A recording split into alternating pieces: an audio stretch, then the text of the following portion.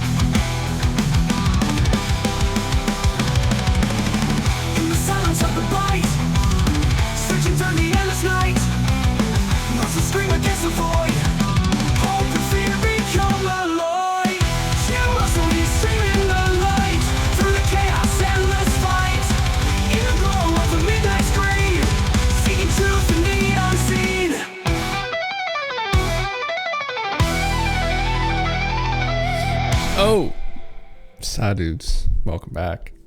Fucking here's a goddamn mess, man. Cheers. Little Riesling. Sunday sips. Welcome everybody to another stream, to a SKIZ0 Sunday. Yes, brothers, sisters, welcome back. Here we are once again. My good friend Mr. GALENTV will be joining us later, but till then, going over a couple things this evening, just kind of news and whatnot that's been happening over the last couple days. Some meme review later, you know, some stuff in archaeology. I was like, what the fuck? And I'll go over the post, and new UAP vids coming soon too. So yeah, if you're mega rich, what kind of elite services would you prefer to add to your property? Some choose to add cinema, dentist room, candy bar, spa, hair salon, wine cellar, brother. Wine cellar. Actually, I don't really drink a lot of wine usually, but I don't know, like beer kegs and shit probably, you know. Something in regards to liquor. Yeah. But that'd probably be it. Yeah. That'd be nice. How about a property just to begin with, considering that we don't have one at the moment? That'd be nice. Just any plot of land. Listen, I'll work the goddamn land. All right. Any kind of property. Sorry. What's this on? Sorry, that's... There we go. That's better. Man, this fucking mic, once in a while, you can change the settings from figure 8, cardioid, and omni. I wonder why it sounded so weird. I hate this mic. Anyway, G-Track Pro. Samsung G-Track Pro. Don't buy it. Yeah. Midget Fighting Arena. Golf. What's up, man?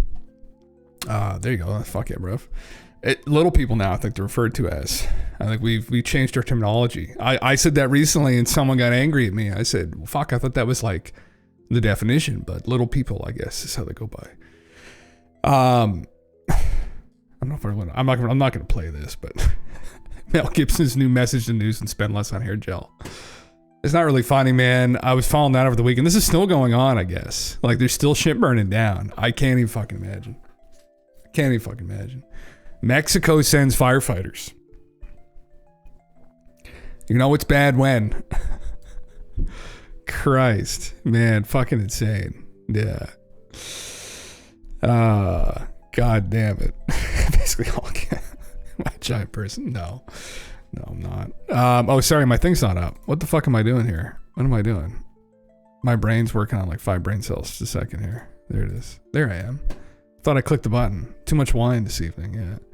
This is what I had up initially. Sorry. There. Mel Gibson. There you go. Right there. And this is the scene still, man. Fucking crazy. Yeah. Mexico doesn't believe in borders. As they were sending help. Oh, man. The irony of this. Usually throwing people back across the border. Then when things get bad enough, would you mind sending some people across? Like some qualified people? Man, holy fuck, yeah. Have I ever tasted Amarula drink? No. What is it, man? Is it a kind of wine or a liqueur or something? My go-to drink is usually beer. But I didn't have any tea and I need something to sip on for energy. So I said, well, there's some Riesling. So I said, fuck, I'm usually not a big white wine guy, but I'm not a huge thing. Search. Yes, sir. What is this? Oh, it's a cream liqueur. It's a cream liqueur from South Africa. Made with sugar, cream, and fruit of the African marula tree. Oh, that's interesting. Where are you from, Malibu? Interesting. No, I never had it. I'm not a huge fan. Oh, creme brulee. There you go. Amarula creme brulee. That sounds good. I'm not a big fan of like sugary spirits. Sugar and alcohol do not mix with me. This sounds fucking good though. You probably make some good drinks out of good cocktails, man. One too many terrible hangovers off mixed drinks. Like I literally feel like I'm gonna die every time. But beer, usually okay. Wine will fuck me up too. Usually if I'm gonna drink, it's just hard liquor. It's just straight scotch or bourbon, and that's usually all I'll drink. And yeah. Side note, can I come to get the cord because my controller? Yeah, go ahead. Yeah, go ahead. Here, I'll put it right here. Just come. Only time she comes in is when she needs something. Fuck. It's right there on the floor. Anyways, yeah. It's so great tasting, like tiramisu and creme brulee mix. Oh, well, creme brulee is my favorite dessert, so that sounds like something that would be right up my alley. Although I probably would be able to have one drink of it, and then that's about it, because I would be in a coma after, yeah. Oh, really? You never drink alcohol? Oh, yeah. Oh, I love alcohol. It's my drug of choice, but in moderation, yeah. It's like a good, you look at good Pinot Grigio shadows, do you? Yeah. I used to love Cabernet Sauvignon, Pinot Noir, but yeah, beer, Weiss beers. That's my fucking go-to fucking thing to sip on. That or Scotch or bourbon, but I had to stop that because it's weird. Like with beer, wine, I had to be careful. Like I'll get buzzed pretty quickly off it, but man, I've gone through an entire fucking quart of bourbon in a night, and I'm like, where'd it go? I'm like, is someone been drinking it in my drink? And they're like, no, bud, you drank it all. I was like, oh, you shut the fuck up. Anyway, it's happened a couple times, and I was like, it's too hard on my liver. So I fucking, it doesn't affect the Irish blood in me. It just, if there's no sugar involved, man, I can put it back, but it kind of worries me. So anyway, yeah. I get anxiety I got from alcohol while drinking. It was good enough reason to end it. Never get drunk again, though. Yeah, getting like drunk, I'm not a fan of getting drunk either though, man. It's a thing like getting buzzed. Like I like to enhance the experience, not just completely devolve it or change it. Like that's kind of, it's like learning to use substances. It's something as I've gotten older, I've kind of acclimated to. Like before I'd just be getting like fucking completely sauteed or completely obliterated. But it's like, you know what, now you just go with the flow and enhance the experience and enjoy, just enjoy the moment. It made a bunch of homemade wine. It should be like 23%. Oh, brother, be careful with that. Fuck. That will put you on your ass, man. Even 15, 16% wine. Is it amaretto? No, what's it called again? Amarone wine. I misspelled it. It'll fix it though. Amarone. Amarone is like a strong Italian wine. It's 15-16%. And that will put you on your ass. Like big time put you on your ass. So like 23%. Holy Jesus. I've barely stumbled out of restaurants drinking this in times past. Yeah. It's also stupidly expensive. So anyway, but it tastes really good. So if you have a bit of money and you're a fucking idiot like I am and you order it for $80, $90, $100 at the restaurant. Anyway, I don't do that anymore now because I'm poor. So yeah. It's a different drink. See, Emerald taste food. Like I'll skip out on the taste video, brother. I'll definitely, if it's around, I'll fucking try it though. Yeah. What do I get up here for memes? I get some shit I want to cover here before Mr. GALENTV gets in here. I thought this is kind of fucking funny. I love the fucking Wojak memes. Holy fuck. It's one of my favorite fucking things. I fucking love it. Job TikToker, stand-up comedian, influencer, cosplayer, jobs in the future, gravity eater, void deer, boson cutter, quantum hunter, glitch streamer. How devolved and crazy things you're gonna get. I don't know if we watched this, but I meant to pull this up, but it was Terrence McKenna. It's a famous clip of Terrence McKenna back in the 90s talking about how he had like future visions. And in these future visions, he was accompanied by some kind of an intelligence. People have called them the machine elves, some an intelligence he ran into while using DMT. And they told him, supposedly, this is always the way with any developing civilization. They said what will happen is that as they progress this kind of, not pinnacle, fuck my brain, anyway, apex, things get weirder and weirder and weirder and weirder in the society. And society almost kind of starts to break down. And then hopefully if it doesn't collapse, at some point it gets so weird, people start talking about how weird it gets. And then after that is when they kind of blossom, hopefully, or they collapse, and then they go out into the fucking, galaxy. But maybe the kind of time period we're in right now where things are just about to get so fucking weird with AI. I brought this up for this reason, I guess, because I was going over this post here, which was fucking crazy. I mean, it's the more advanced these LLMs get, and the closer we get to some kind of a fucking AGI, the more trippy it's going to compound on itself. It's going to be a complete fucking head trip. The Shoggoths are already renting GPUs on their own and doing AI development. No foreshadowing here. Co-founder Jasper Zhang says AI agents are already renting GPUs and self-coding in PyTorch. The singularity may be closer than we think. What happens when proprietary AI only serves its creators? My reply guys are all Shoggoths. All the replies are just fucking AIs.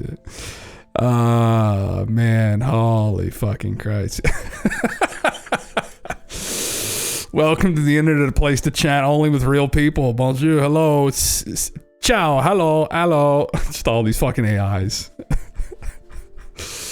Oh man, it is kind of fucking scary. Yeah. What do you think about it? It's just getting more and more disturbing as time goes on. But this is extremely concerning that supposedly they're doing this. It's 8-minute long video. I'm not gonna fucking watch it, but you can check it out on Twitter. I watched a little bit of it, but now will they ever be able to achieve some kind of singularity? I don't know. I don't think anybody really knows, but this is obviously pretty fucked that they're doing this. I mean, when do we wake up? Yeah, I don't know. Want to watch vids about still living dinosaurs? I'm probably good Malibu. We're going to cover some UFO news here right now is what I'm going to do before GALENTV comes on. Then we're going to go over some memes and whatnot. Yeah, and other things I had up here as well. What else do I have up? This. I'm going to give you a report on drones about one day into the administration because I think it's ridiculous that they're not telling you about what's going on with the drones. This is pretty good. So I'll play a little clip here. a story that kind of disappeared very suddenly. Do you have any idea whatever happened to the drones? What happened to drones? Well, you said that you knew you thought the government knew what was happening with these drones over New Jersey. There were some by Bedminster. I don't know. They're over Bedminster a lot, so I can imagine. I'm going to give you a report on drones about 1 day into the administration, because I think it's ridiculous that they're not telling you about what's going on with the drones. And it's not only with me. Glenn was telling me today that in Virginia they have drones all over the place. A story that kind of disappeared. We'll see if he keeps that promise. I'm not very hopeful, but yeah. Anyway, supposedly that's what he says. Good for him. We need transparency. Yeah, I don't know. Yeah, cosmetics billionaire convinced Trump. Okay, I have to log in. Yeah, Trump that the U.S. should buy Greenland. Ronald S. Lauder, the Estee Lauder heir, offered himself up as back channel negotiator. Now, why the fuck would they? I mean, why would they want Greenland? I thought about this. I read another article about this. I mean, the only reason people can think is it's some kind of strategical. It's a strategic place to have, maybe with Russia.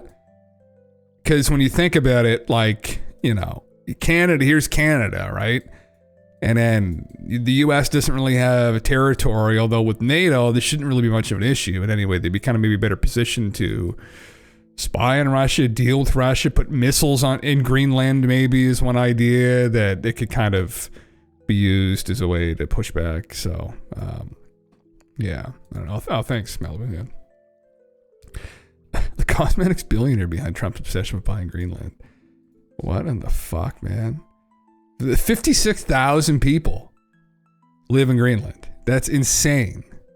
Holy shit. Is it all? That's unbelievable. Autonomous territory of Denmark. Both the Danish government and local authorities have repeatedly said the island is not for sale. Man said resource exploitation is U.S. goal. Is that what it is? Okay. That would make sense too. I mean, what they're going to be digging up there. I don't know. I don't know what kind of natural resources Greenland has. It's a large swath of land, but the ice sheet still covers the northern half of it. I mean, there's a bunch of it that covers it, but yeah. Maybe they're going to look for ice core samples, try and figure out what happened 12,000 years ago. Interesting. Yeah. 2002 book, The Divider, Trump in the White House. I mean, is it beautiful? My cousin's been there. He's a, what is he doing now? Fuck, he's a nuclear engineer, but it's something. It's a business now. He's consulting with it or somebody was there. But yeah. Interesting. Yeah. I said, why don't we have that? You take a look at the map. I'm a real estate developer. I look at a corner. I say, I've got to get that store for the building that I'm building. It's not that different. I love maps. And I always said, look at the size of this. It's massive. That should be part of the United States. Holy fuck. It was funny in Canada. Our old prime minister, who was very famous because he the way he talks, ka-chan, talk out the side of my mouth there, fucking, you could literally see how he talked at the side of his mouth there. He was a meme for a long time. He was prime minister for a long time. He recently kind of just told Trump to fuck off. He just turned 90 years old. He said, what the fuck are you thinking? Give your head a shake. Anyway, 1993 to 2003, so 10 years. Yeah. It's actually crazy that Trudeau has been prime minister just as long, which is terrifying to think about, actually. So, yeah. The Discovery Channel had a gold rush man going to exploit gold years ago. Oh, really? Is there gold up there? Okay, yeah. It looks like a drag queen. He could have been. He was the prime minister, yeah, for 10 years, I guess. Anyway. Yeah. Yeah, I don't fucking know. It's surprising when you think about it that we haven't had really in the West. There hasn't really been an area of land that's been contested. It's been a long time, I think, really. So if the U.S. goes after it, there's no fucking way they're going to go after and get Canada. But unless they go by force, and then we want to be fucking choice. But I don't think things will go very, very well with Europe. But it's a problem when you've got a dick this big sitting out. there isn't really a lot that you could do against them. I mean, what the fuck? Who will we call for help? They are our help. Christ, recently in Canada, they found out like there's no munitions at all. Like we have no reserve of munitions in Canada. Like bullets, anything. Like there's no reserves. Like they're completely empty, all dried up. So, I mean, if shit ever went down, we'd be fucked. We'd have no choice but to call on them. So if they decided to just march across the border and say, this is ours now, we wouldn't really be able to fucking do anything about it. I mean, no one would come to our aid probably. Fuck, I mean, they are most of the money that go into NATO. So, I mean, Europe's not going to fucking do anything. What was he called? A cretin? No. Chrétien. He was actually a pretty good guy. I mean, things were pretty good here at the time. I mean, you know, I was quite young when he was prime minister, but not as tumultuous as times have been recently under Justin. So, yeah. Anyway, interesting shit. Yeah. Anyway, I thought I'd pull that up. There was something else I had up here too. Oh, this is kind of in regards to tumultuous times. I thought, dude, man, I tried to listen to this. I don't know if any other guys fucking watch this. Oh, I wanted to put my hand through that screen and punch him in the face. Although he'd probably break my arm because I think he's a black belt in BJJ now. I'd probably actually kick my ass. But I'd still try. I'd still fucking try. Mark Zuckerberg was on Joe Rogan's podcast, and he was on there saying, I think this is paraphrased. I don't think this is what he actually said. I was like, screw you, government. You can't tell me what to do. But then I did do what they told me to do. And then I mandated everyone at my company to get the shot. And then I donated $400 million to help Biden get elected. Rest assured, the whole time I was doing it in a protest. Yeah. So he's done like a 180 with Meta recently, and he's kind of lightened up on a lot of the rules and kind of backed free speech again, which has pissed some people off. Some people say you're opening up the door to hate speech. It's a conversation I guess you have to have. But holy fuck, man. He looks like the kind of guy that would borrow a cup of sugar just to save some money. Yeah, man. He looks like the kind of guy you just want to punch in the face. Yeah. But anyway, yeah. Biden's already angry with the Meta for Community Notes thing, replacing fact checkers. Yeah. Yeah. Where it's kind of a more open system. And, you know, I mean, it's good they're doing that, but fuck this guy. There's a lot of people who were completely erased off of Meta through the whole COVID thing because of him, because of these policies. His whole narrative was essentially that the Biden administration threatened them. Essentially, he said they kind of held him hostage with some of that stuff, and they didn't really give much of a choice. He just had to comply. But, you know, that's kind of bullshit because through Trump's first term, they were all over him. And, you know, that's when the fact checking really came about. It was in 2016. Everybody started doing fact checking, you know, and I was like, man. Anyway, I like this picture too that Harry posted in the Discord. Harry's an artist here on Twitter. You can follow him, but I like that. They made me do it, Joe. They made me release the Beatles. That's fucking it's fucking great. I love it. Yeah. That's essentially it. That sums it up though. It's like Joe, I mean, would probably kill Mark actually, because Joe's even more credited martial artist, sitting there probably just sweating, knowing that Joe just has him on the spot. I'm surprised Joe pushed back a little bit at some parts during the interview, but I thought he was going to kind of come down his throat a little bit harder than he did. He was kind of soft on him, but I was like, man, anyway, like, fuck me. Saw some post earlier today that Pinterest removed anything about Area 51 apparently. Didn't have time to check to see it true. Oh, that's interesting, isn't it? Yeah. Just changing his attitude now that it's convenient. That's exactly it, Golf. That's exactly it, man. Yeah. Yeah. It's the Beatles. It's the Bugs. Didn't have the choice. Klaus maybe released the Bugs, Joe. Anyway, that's fucking great. I love that. I'm sorry. Harry, I'll fucking repost it. Not that I have many more. I have less followers than you do, Harry. Yeah, anyway. I thought I just pulled this up just because I thought it was so fucking ridiculous. Anyway. People he's trying to rebrand himself, stay relevant. I mean, because really with Elon although, you know, Elon's a bit of an unscrupulous character himself at times, but at least Twitter has kind of really, I like how it's working from what I'm seeing. Other people are seeing other things that maybe aren't so nice, but anyway, I think it's for the better ultimately, for the greater good. This was something else I saw too. I don't know if you guys saw this or not. I was going to cover this actually. I think it was on Thursday when this first got released, technically. But the White House is set to brief the incoming Trump team on anomalous health incidents that pulsed electromagnetic or acoustic energy could be a plausible explanation for. So this is the Havana syndrome that happened to some, I think it was U.S. diplomats, wasn't it, in Cuba? Or no, were they, maybe they're from the U.S.? I don't know. There were some diplomats in Cuba, Havana, recently, like a couple years ago. And they all kind of came down with this strange illness. And people were speculating it had to do maybe with some kind of a weapon that was deployed on them. And so now they're talking about this openly. Pulsed electromagnetic or acoustic energy weapons that were used against these diplomats. It's still being used against people today. There was a huge debunking exercise in regards to Havana syndrome. Many journalists played the role of useful idiots from the intelligence community. The same also occurred when AARO released its flawed UAP historical report. Just tying this together, when the Pentagon tightly controlled media access to ensure the findings were echoed without question. Yeah. But anyway, I thought this was kind of interesting. They're going to be going over this. And so far, it seems like they're going to be pretty transparent with these things.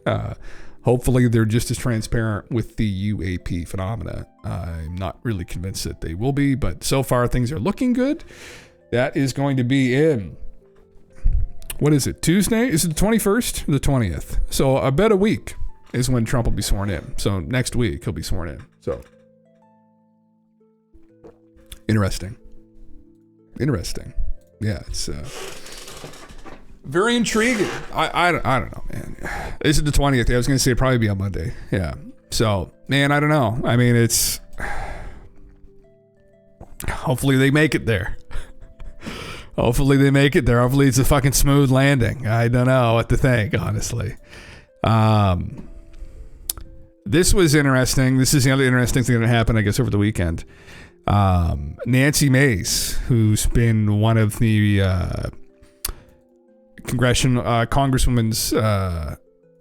congresswomen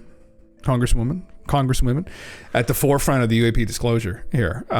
So she was on Tim Pool's podcast, which is interesting. She selected that platform, but anyway, this is what she's talking about. They're also going to release information on what is unexplained. What's the company? AARO. It's a government agency that investigates UAPs. They investigate a lot of other things as well, but they'll be doing this, I am told, starting this year, starting over the next couple of months, start releasing information on videos and photos that they have debunked, and they will explain how they've been debunked. I've been briefed on this. And then some of the ones that are unexplained, they will also release to the public. They're also going to release information on what is... Interesting. So, videos which AARO cannot explain will be public over the next 2 months. So... That's good news. That's good news. What's in the title? So hopefully we see those. Here's some more. This is kind of an expansion of that statement there. So I thought let me go over the whole clip. So 2 UFO shapes remain classified by the U.S. government. She learned this during a meeting in a skiff right before the holiday recess. There are consistently 2 shapes that are unknown and unidentified. Our government cannot explain. Information you can't talk to us about in terms of these UAPs, Yes. UFOs. Oh, Check out. that proves it. It's aliens. No, I didn't say that. But what I will say, and I can't say what shapes they are, but I was in a skiff or a classified room right before the holiday recess, Christmas recess, and there are the government has debunked a lot of videos and photos, even some of the stuff that's leaked out, and a lot of it does make a lot of sense, but there are consistently 2 shapes that are unknown and unidentified. Our government cannot explain. I will not say what shapes those are, as I was told in a classified setting, and it's not public yet, but specifically there are 2 types of shapes that are consistently unknown, unexplained in our skies. It could be plasma. They're doing this thing called talking plasma. Not the shape of plasma. But plasma can take different shapes. They can change the So- shape. Oh, brother, it's not fucking plasma. Come on. What Now Ian's called is talking plasma. What they do is they triangulate laser beams or beams, and they connect them at one point, and then they can alter the shape, and they can project sound through the stuff too, so they can make it look like a man's face. This is Yeah, real. check out Like Military universities do it. real Times. thing. Yeah, what they do Talking is plasma. if you take like 4 lasers, the point at where they intersect will create A shape. And they well, you're like, so when you point a laser, you see the dot on the wall. When the 2 lasers intersect, the point where they intersect refract. I have a hard time listening to this kind of speculation because, obviously people aren't really familiar with the history of ufology or the reports that have been cited for decades. I mean, we'll go back to be generous, we'll go back 60, 70 years. There was no fucking plasma manipulation back then, boys. Nothing to do with that. Crim 6, what's up, man? So to suggest, it could be plasma, it's like, no, bro, shut the fuck up.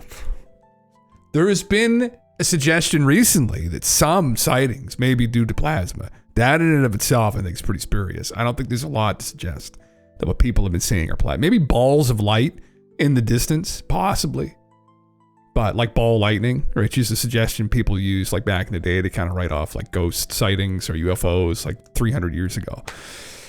No, anyway. And you can see it. Gotcha. So what I can't listen to the full podcast. So I'm listening they to do the is they basically make holograms by having 10 lasers all move, on a computer program. Interesting. Yeah, so the reason why some people think UFOs are quote unquote talking plasma is that when they say that this object moves seemingly an instant, well, if they're just lasers going back and forth, it would Gotcha. That's interesting. If it's and they would look like Tic Tacs. if they're just radars coming up on radar and they're like, what is that? Talking plasma. If you see the craft, that's another story because they probably have lightweight drones that are going underwater and up into space and like. Yeah, it could be interesting. So, but Arrow, the government is going to start putting out some of the information on which ones are that they have debunked and how they debunked them, because I think that information would give more trust in the process too with the government, because I don't trust them. I don't Brother, trust can you at believe this this? point any government agency, because we've been lied to for so long by all of them.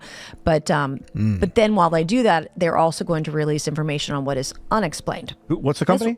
Arrow, it's a government agency that investigates UAPs. They investigate a lot of other things as well, but they'll be doing this, I am told, starting this year, starting over the next couple of months, start releasing information on videos and photos that they have debunked, and they will explain how they've been debunked. I've been briefed on this. And then some of the ones that are unexplained, they will also release to the public. So I think that's a great first step in some transparency. Have you ever met any of the Arrow agents, would you call? How did she end up on this fucking podcast? Yeah. Laser plasma in the 40s and no Starlink yet. Yeah, these boys don't really know what the fuck's going on. But anyway, I mean, I think Tim usually covers political stuff, I think is his forte. The only videos I've really seen of Tim were during the riots years ago that happened there. And he covered those on YouTube. That's about the last time I watched a Tim Pool video, really. I've just seen his name pop up here and there, so... Since then, but anyway, yeah. Last thing I was going to pull up here before Mr. GALENTV gets in here, I see you're in there now, GALENTV, is something I'm looking forward to watching, probably on stream. Hey, listen, Julian, fucking brother, it's just commentary. It's just live commentary. I'm not a huge leech. I'm not just sucking all your content up. No, I don't get any fucking like. He can pass. He can spread some of the views around. Julian, be generous. I just recorded a 4.5 hour long podcast with James Fox and Jason Sands.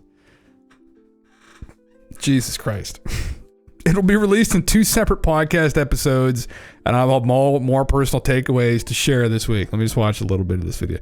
So, I mean, first of all, for people that don't know who Jason Sands is, or James Fox is a documentary filmmaker in ufology.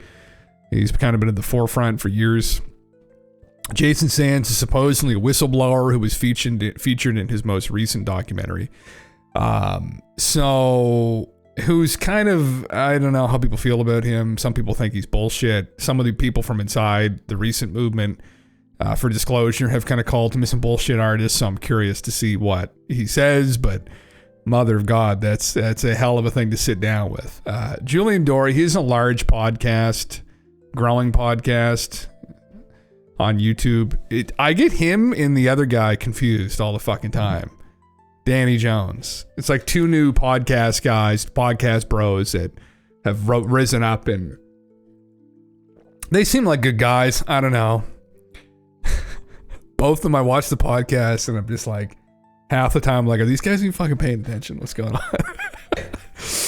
I watch Joe. At least Joe's like engaged. They probably shouldn't say it. They probably are, but it's like they probably just they talk to so many different kinds of people. It's hard. Like, you know, if you do that for a living and you have all these different personalities on, you kind of have to really educate yourself as to like who your guest is and what they're talking about, and you have to sometimes feign interest in what they're talking about, even if they kind of lose you a little bit.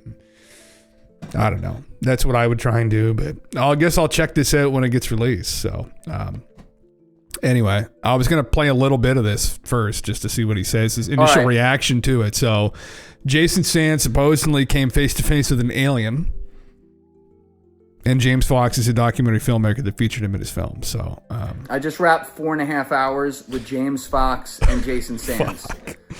This is probably going to be released as an 1.5-hour podcast with James going through his documentary, The Program, and some color commentary around that, with Jason Sands piping in sometimes to give some thoughts and some previews of his story. And then the last 3 hours is probably going to be its own podcast where Jason Sands tells his entire story from birth all the way through. What I do want to say, and I say all of this on the podcast and much more. There were a lot of heart-to-heart moments on there. I did not believe Jason's story at all, and there are many aspects of it that, and I told him this to his face, that I still don't believe. That said, if even a small percentage of what he worked on is the case, it is a big deal. And his military record, he shared all the files with us. That's never been done before. James had verified that stuff ahead of time, and we shared that on the podcast. Like, that is real. Where some of the claims come into some of the alien stuff, I understand. Just like me, a lot of you are going to be like, oh my God, come on. But we got to know him as a human being. We got to really, it was a psychological understanding of him. Like I said, we started at the very beginning. We went through the PTSD trauma of his childhood, which was really, I mean, it was emotional stuff. It was very heavy. That's going to be. Listen, I mean, that's terrible to hear. When someone tells you about their experience with an alien or their military background, I don't know if we need to go that deep into things, but, you know, whatever. I mean, Lou Elizondo wrote his fucking book. It was an autobiography. He didn't go on that team. If Jason starts talking about Uncle Joey and how he fucking, you know, did some things, I'm like, man, I don't, you know. Anyway. Get the full unpacking of this whole guy. Yeah, anyway. I remote viewed the future and observed that he didn't ask any hard or probing questions and instead just chose to take Easy Street all the way to the bank. Jesus Christ, bud. Just trying to blow this shit up. Trying to blow it up. Anyway. What a fucking meme. Is what it is. GALENTV. Sir, are you there? Good evening. I have something for you. You have something for me? I've just pulled it up. I enjoy this one. Let's see. Should pull itself up momentarily on the stream. I love this. A windmill. A windmill Soyjak. 17th century Soyjak fucking meme. This is the old Soyjak. Oh fuck. I remember I think it was our guy Dr. Crendel was telling us about the original picture of that I guess it was some like YouTube influencer. That was, they were like outside a store or something. Yeah. They were outside a Beyond Fried Chicken place. Because it was just before, like, it was just during like the Beyond, when Beyond Meat and this other like plant-based protein was introduced like widespread through the public. And I think the Soyjak, maybe that was what started the Soyjak, but I know that that caption, because one guy was pointing to it and the other guy was just pointing to like the The store. Yeah, there it is. Yeah, Oh, that's fucking great. Yeah, the word for that before that came was used to call them the new male, and there was a new generation of men where they were physically more frail, tend to go with beards and like the glasses that guy was wearing there. There was like a certain like look that was aesthetic, that was, well, not aesthetic, but that people, there was a certain aesthetic people were trying to go for, is what I was trying to say. That kind of circulated around 2012 to like 2015 maybe. Interesting. And so new male spelled N-U, not N-E-W. Oh, N-U. Okay. Is this, hopefully I have safe search off or on this thing. Oh, I see. Yeah. Oh, there you go. Yeah. And yeah, that was the original one, and it was because there was this like kind of this phase with like taking selfies where it was you were supposed to open your mouth like as much as you can and show like teeth as much as you can. And there was this one that was like when beards were just starting to kind of come back into style. Yeah. And then there was this big kind of notion with like trying to make your hair look good and whatnot, whereas then before pretty much just like, all right, you just cut it off short, you don't have to deal with it. And there was kind of this like, oh, okay, no, maybe you could grow it out and do whatnot. Like there's this guy sort of in the middle of your picture there where he's got the beard and like the really long hair and whatnot. Was it Jimmy Newmill? Jimmy Newmill? Oh, come on, poor guy. Oh, people just are so fucking ruthless online, man. God fucking damn it. Just some guy trying to, better himself. And like they come on, just fucking cook him. Like, holy fuck.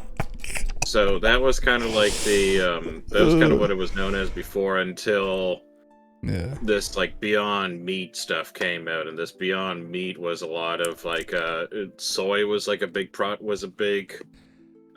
of it, and soy was like recently found during that like it increased estrogen levels. And they find out that like half the stuff that is being made that you would like consume that's like processed and whatnot has soy in it, or has like a high amount of soy in it, is because it's like really efficient to make. And you can get some nutrients in it, but it was also associated with like higher levels of estrogen. So that's when, instead of calling them new males, it switched to the phrase soy boy, and it had a nice ring to it. The soy boy is just took off. The fucking Switch controllers in his hand, Well, there sort of around like 2016 to 2018, there was a lot of.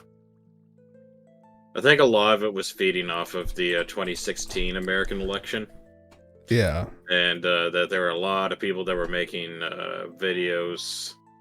Was Vine still around then, or was that like a little bit after? It would have been at the tail end. I think in 2015 it was done. But there were a lot of people that were just making videos of just being really upset about that, and I think it was just feeding off the tears of these people, and that a lot of these people having to share this kind of look.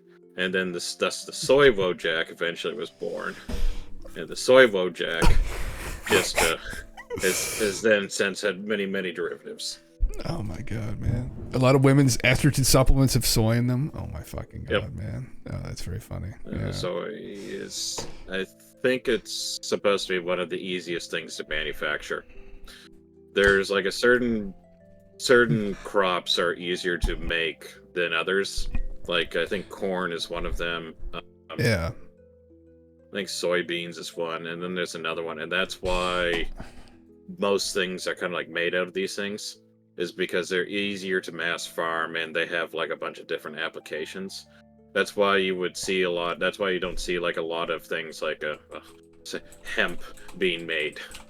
Well, other than restrictions, I think, on it.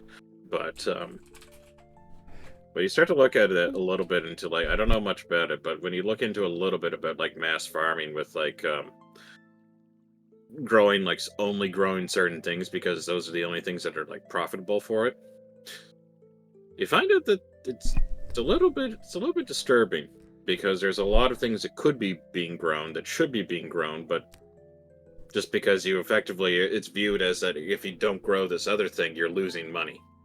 It's kind of like if you get into like profit maximization functions and whatnot, a lot of people would view that if you're not making the maximum amount of profit or as much money as you possibly can, you view anything that's under that as like a loss. Yeah. As opposed to looking at it as like anything that you're making that goes beyond any revenue that you make that goes beyond cost should be viewed as like, okay, we're good. We've covered all our costs. Anything is just gravy after that. I was gonna say, I'm showing right now, man. It's actually, so I mean, tofu in and of itself is literally soy. But here's a guy here. He's actually vegetarian, Clarence. All he eats is like tofu and beans and stuff. And he's squatting 639 pounds. That's one of the criticisms, I think, of like vegan diets is that you have to use soy. Yeah. A substitute for protein. Yeah. So that's, but I mean, like, yeah, you look at a lot of cultures, you know, like, what's one of the side dishes that you get with like sushi or whatnot? You get soy sauce. Yeah, I mean, it's, right? yeah, it's, I've been consumed for years and years and years. I think it's just, there was definitely a movement of people who were like, I don't like eating meat, is gross. I'm vegetarian. What you call like the, it's stereotyping is what it is, where you get it's like a small group of people that would be vocal about this one thing, and they all just happen to kind of share the same aesthetics, and that you know they go for what we would call the soy archetype. Yeah. So and then it just kind of then it just becomes that, which would be the false generalization narrative or a fallacy. But I mean, I like the meme, so I'm not going to criticize. Oh, yeah, no, it's a fucking quality meme. Oh, my God. I mean, I think everyone's kind of run into those people over the years, but yeah, anyway. Yeah. From my experience, most people are, like, pretty reasonable if you just, like, go in and you just talk, to them.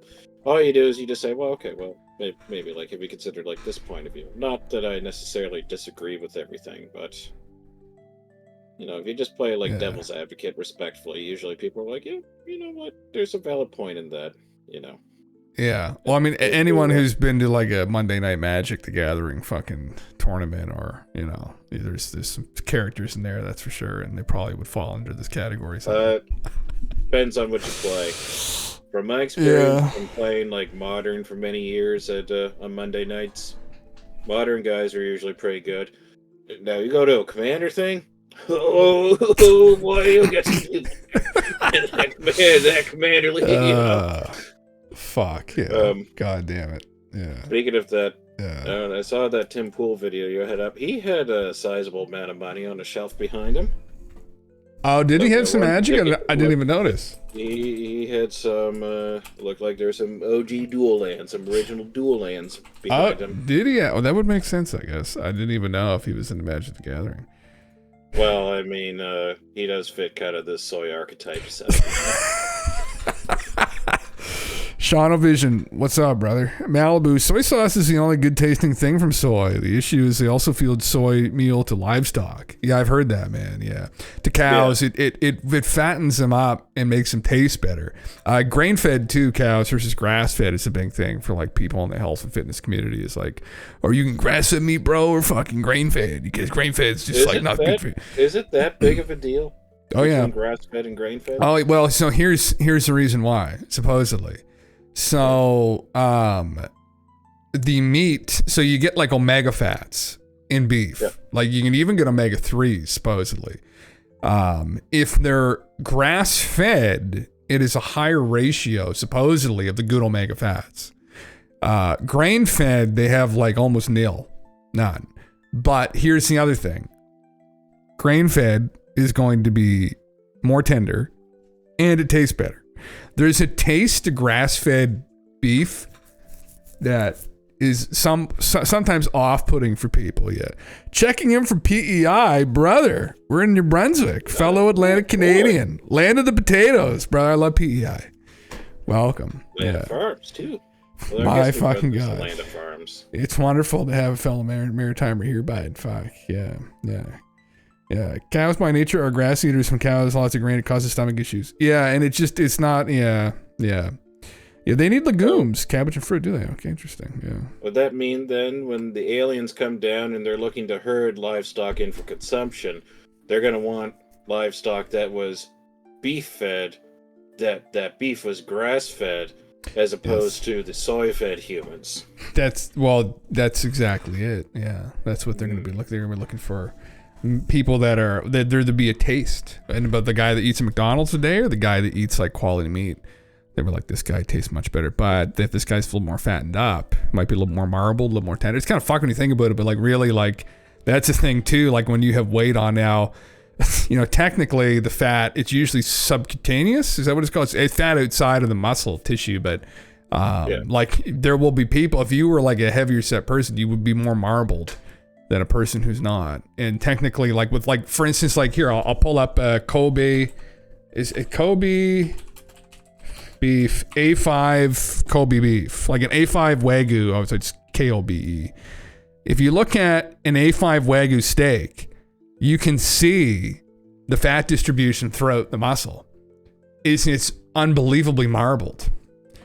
Versus if you look at like we'll do like a Black Angus steak, which is like an American steak. If I can get a picture of one, it's far less marbled.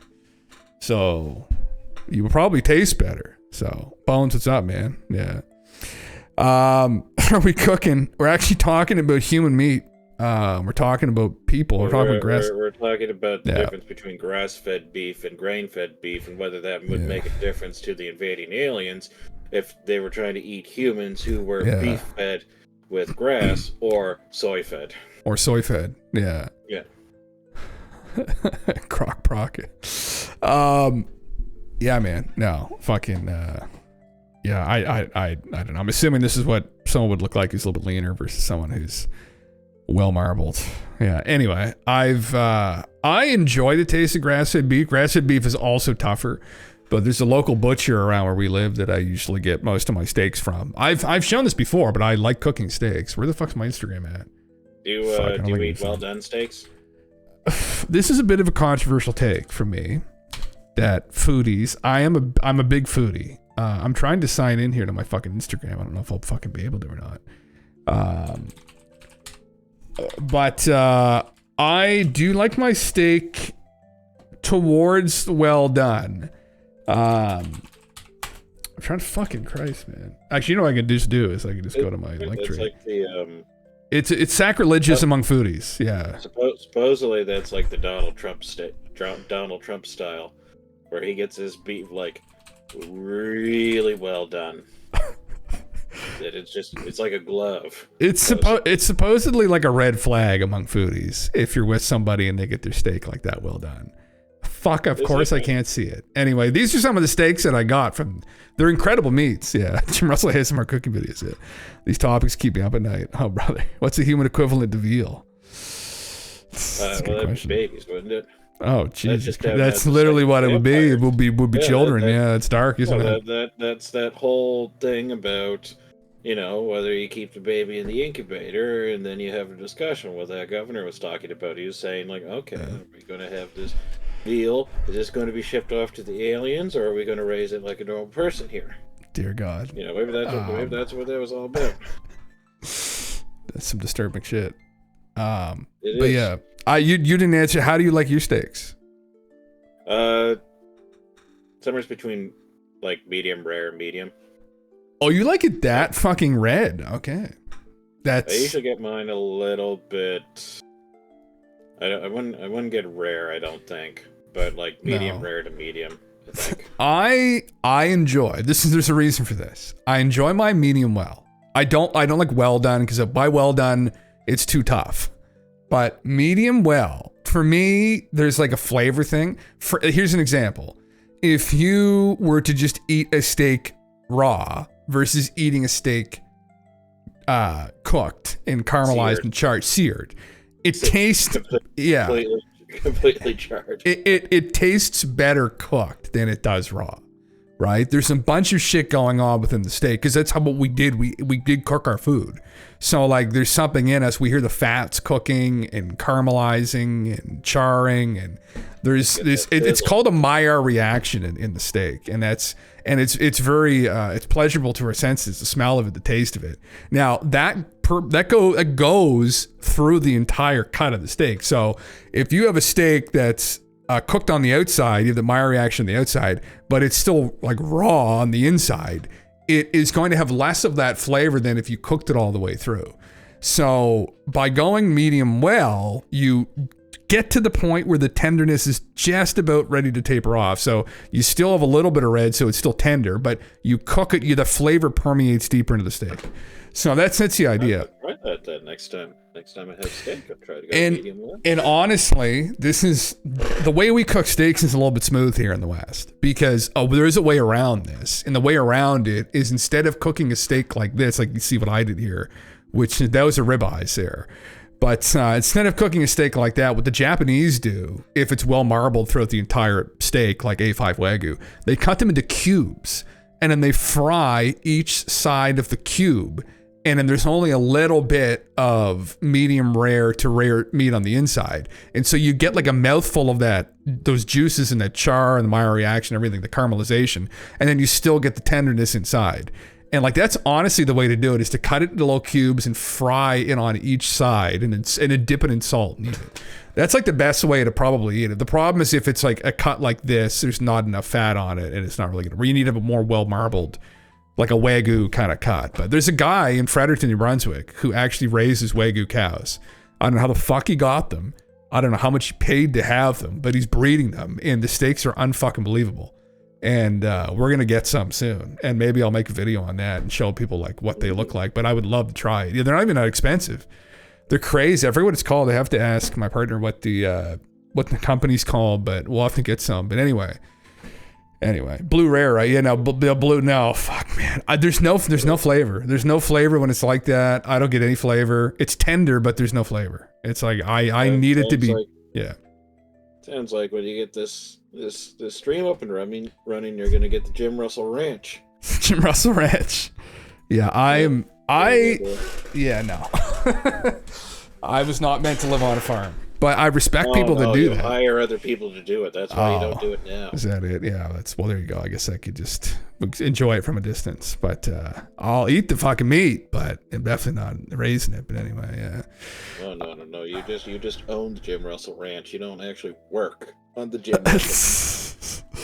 Wagyu beef, Fredericton. Let me see if I can find this guy. I'll probably find his website. Local beef, Local Valley Beef. I think this is him, actually. Fuck. This is him. Order online. Buy it now. Order. See what he has open. He just like. Oh, maybe that's it. Oh, where's the pictures of it though? Premium packages, $225. And I mean, for some of you guys down in the States, you know, there's some people that do have some Wagyu cows. Oh, that's right. That's too bad. I can't see the actual steak cuts. That's obnoxious. What exactly is a Wagyu cow? That's a good. Well, how is it different than a regular cow? Let's ask Google.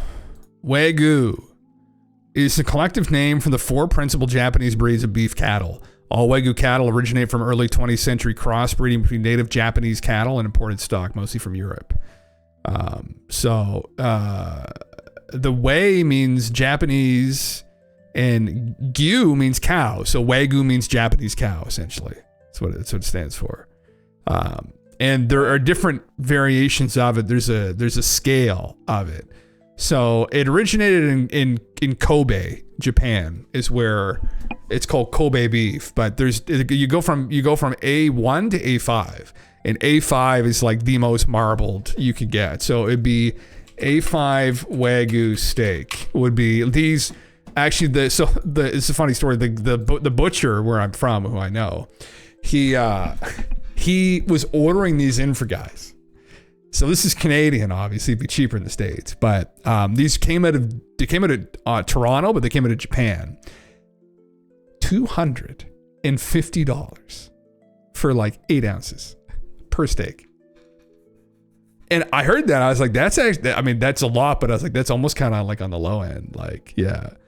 Iron Chef on Food Network. The good old days of Iron Chef on PBS. I mean, I grew up watching the Cooking Network, man. Fucking Guy Fieri, fucking Diners, Drive-Ins, and Dives, Alton Brown shows, Michael Smith. He was here in Atlantic, Canada. He's actually in PEI now. Michael Smith was in PEI. Oh my God, I know all the cooking show people. Gia De Laurentiis. Love watching that show late in the afternoon. Emerald Lagasse, man. I was Alton Brown. Oh, you met him. Yeah, I could see him being like massively autistic. There's A5 right there. It's like all fat. Like there's like no meat on that fucking steak. It's just all fat. Literally all fat. There's another cut there. Like it's almost too much fat, I've heard. It's just a fucking fat bomb. Tastes unbelievable, but just unreal. Like, yeah. Super short with the support staff when he came to speak at the university. Yeah, I could see some of those people being psychotic, man. Michael Smith, who actually, Shawno, I don't know if you know him or not, but he is Michael Smith, chef. GALENTV, we were below the stream up. I'm taking everybody there in the summer. We're all going to go and stay at his restaurant. It's called the Inn at Bay Fortune. It's a hotel. But they everything, they grow everything. They raise all the meat. Everything they serve at the restaurant is grown on the grounds, and all the meat is raised locally. The fish, the oysters are literally pulled out of the bay right behind him. But he had an awesome show. Yeah. Would he be offended if somebody just dumped like a bunch of ketchup, like they were getting steak and they just dumped like a bunch of ketchup, like it was like Kraft ketchup they brought from home or something? Yeah. Well, there's no ketchup on the table for that very reason. You don't have a choice. They bring it from home and they just dump it all over the steak. You don't have a choice but to sit and just eat what they fucking give you. Like they make a salad and they literally pull shit off the front lawn. Like that's literally that just seems like that would be a gigantic faux pas. Oh, they would crucify. They throw you in the smoker. They throw you in the smoker. Probably they'd have you the next day. That's probably how it would go. You're going to our honored guests from beyond the planet. Yeah. Oh, sir, just come out back here for a minute, sir. Come out back here for a minute. Yeah, just throw them right in the fucking smoker. Lock the door. This is the supreme ruler. What was that one of those reptilian names where it was just like there's just a bunch of like S sounds, like after the emperor, this reptilian. You see, you will be his dinner for tomorrow night, and you'll live with that for the next 24 hours. They have no choice but to service him. Yeah. Yeah, it's a beautiful spot for anybody that wants to. Is in Atlantic, Canada, or anywhere in the East Coast, or if you're visiting Atlantic, Canada. If you want to, if you're like, hey, I should really take a trip to Canada with my family.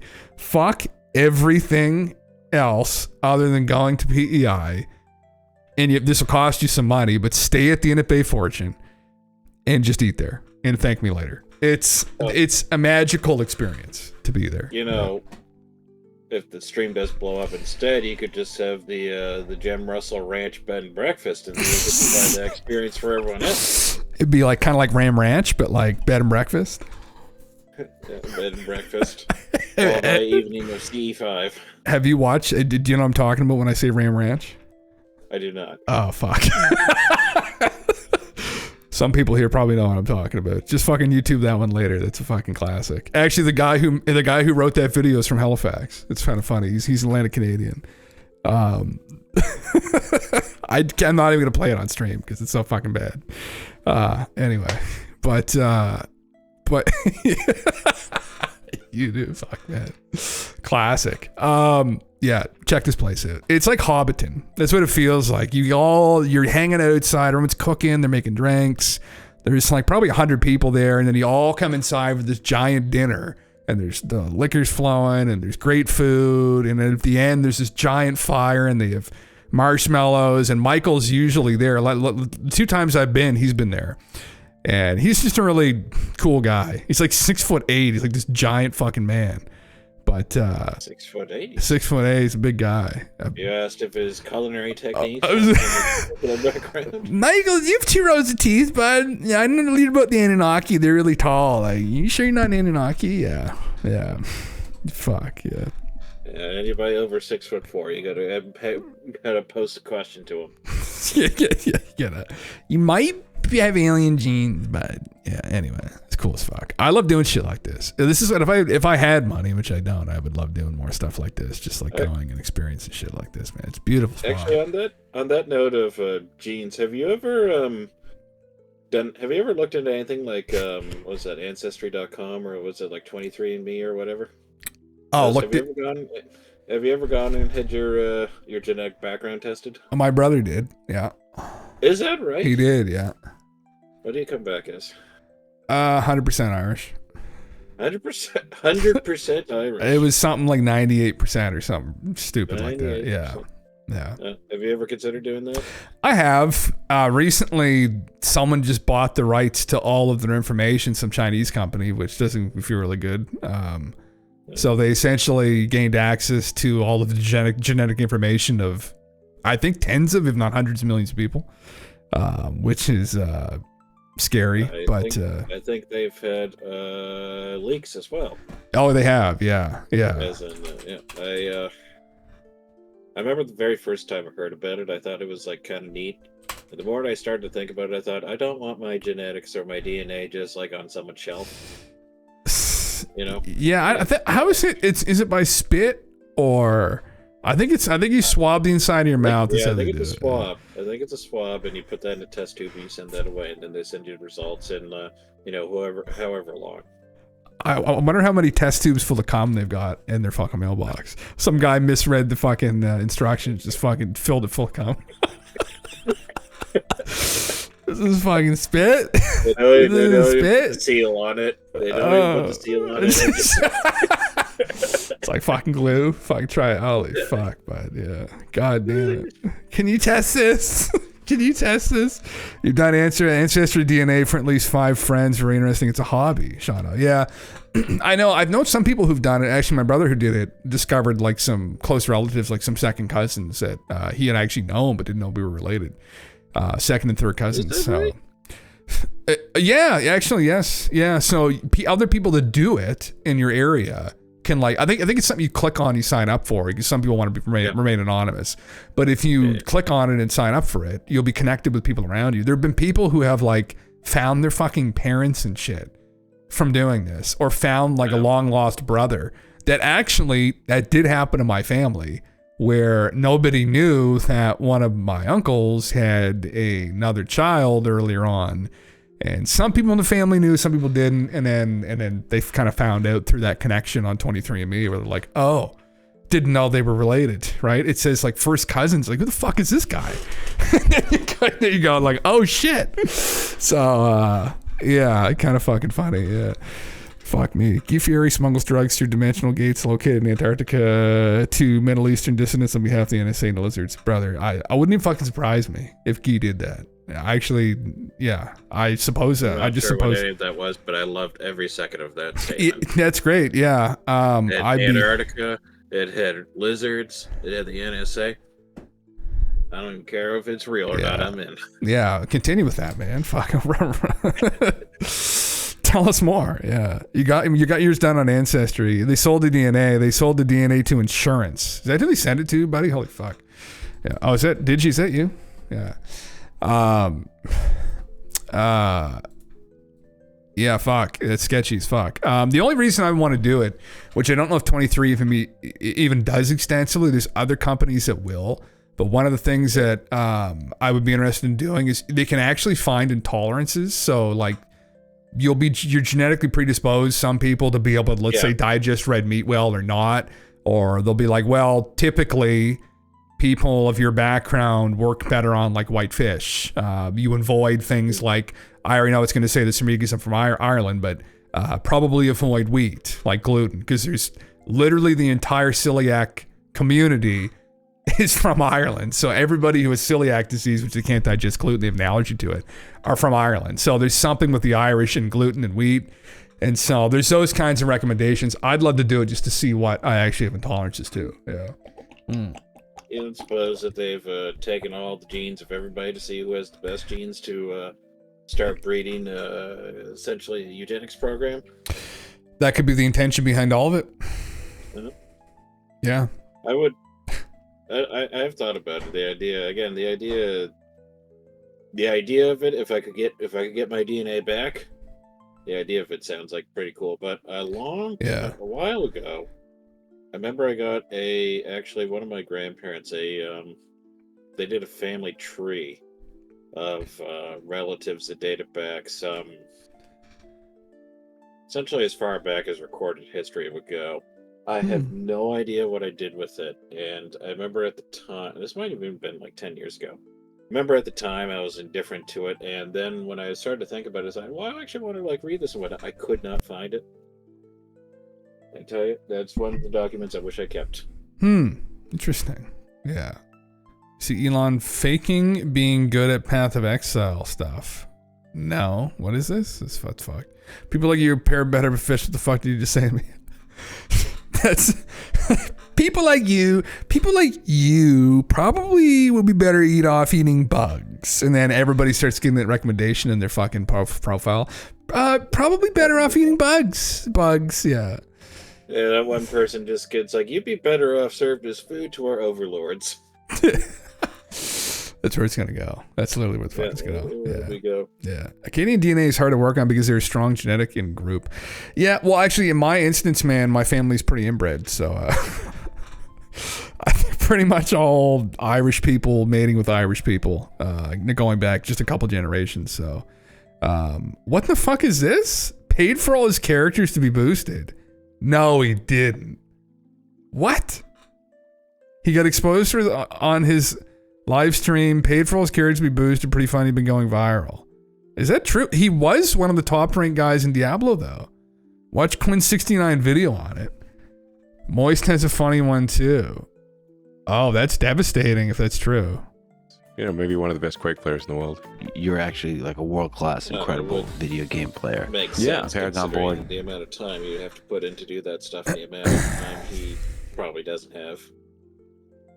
That's just another anecdote of this guy is not all there in the fucking head. That's true. Like, really unsettling, actually. I went over this recently on Twitter, but someone was connecting the dots on changes that have been made on Twitter in the last like year. And I'll probably mix these up. But one was privating likes. That was the first one. And privating likes was supposedly due to Elon being caught liking adult material. And so then likes became private. Or there's an option to privatize them. Then the other one was that you can't technically block people anymore on Twitter. They got rid of that feature, which was really weird to me why they would do that. Because you should be able to block people on these sites, especially if you have, like, you know, women who make adult videos or posts who, you know, you can say what you want about that. I don't necessarily agree with that either, but, you know, people can do whatever they want, right? You gotta see all the shine and the hate. Well, but, you know, they get some crazy motherfuckers. You should be able to block those fucking people. You don't want to have someone constantly, endlessly harass you. So, but supposedly his ex-wife blocked him from seeing posts and whatnot she was making. And then the third one was they're going to start like ratioing negative comments or something, and they're going to like look over extremely negative comments and like they're going to prioritize them lower down the list on like posts. And this happened recently with his posts about this whole the immigrant hiring camp, some kind of program they have in the States.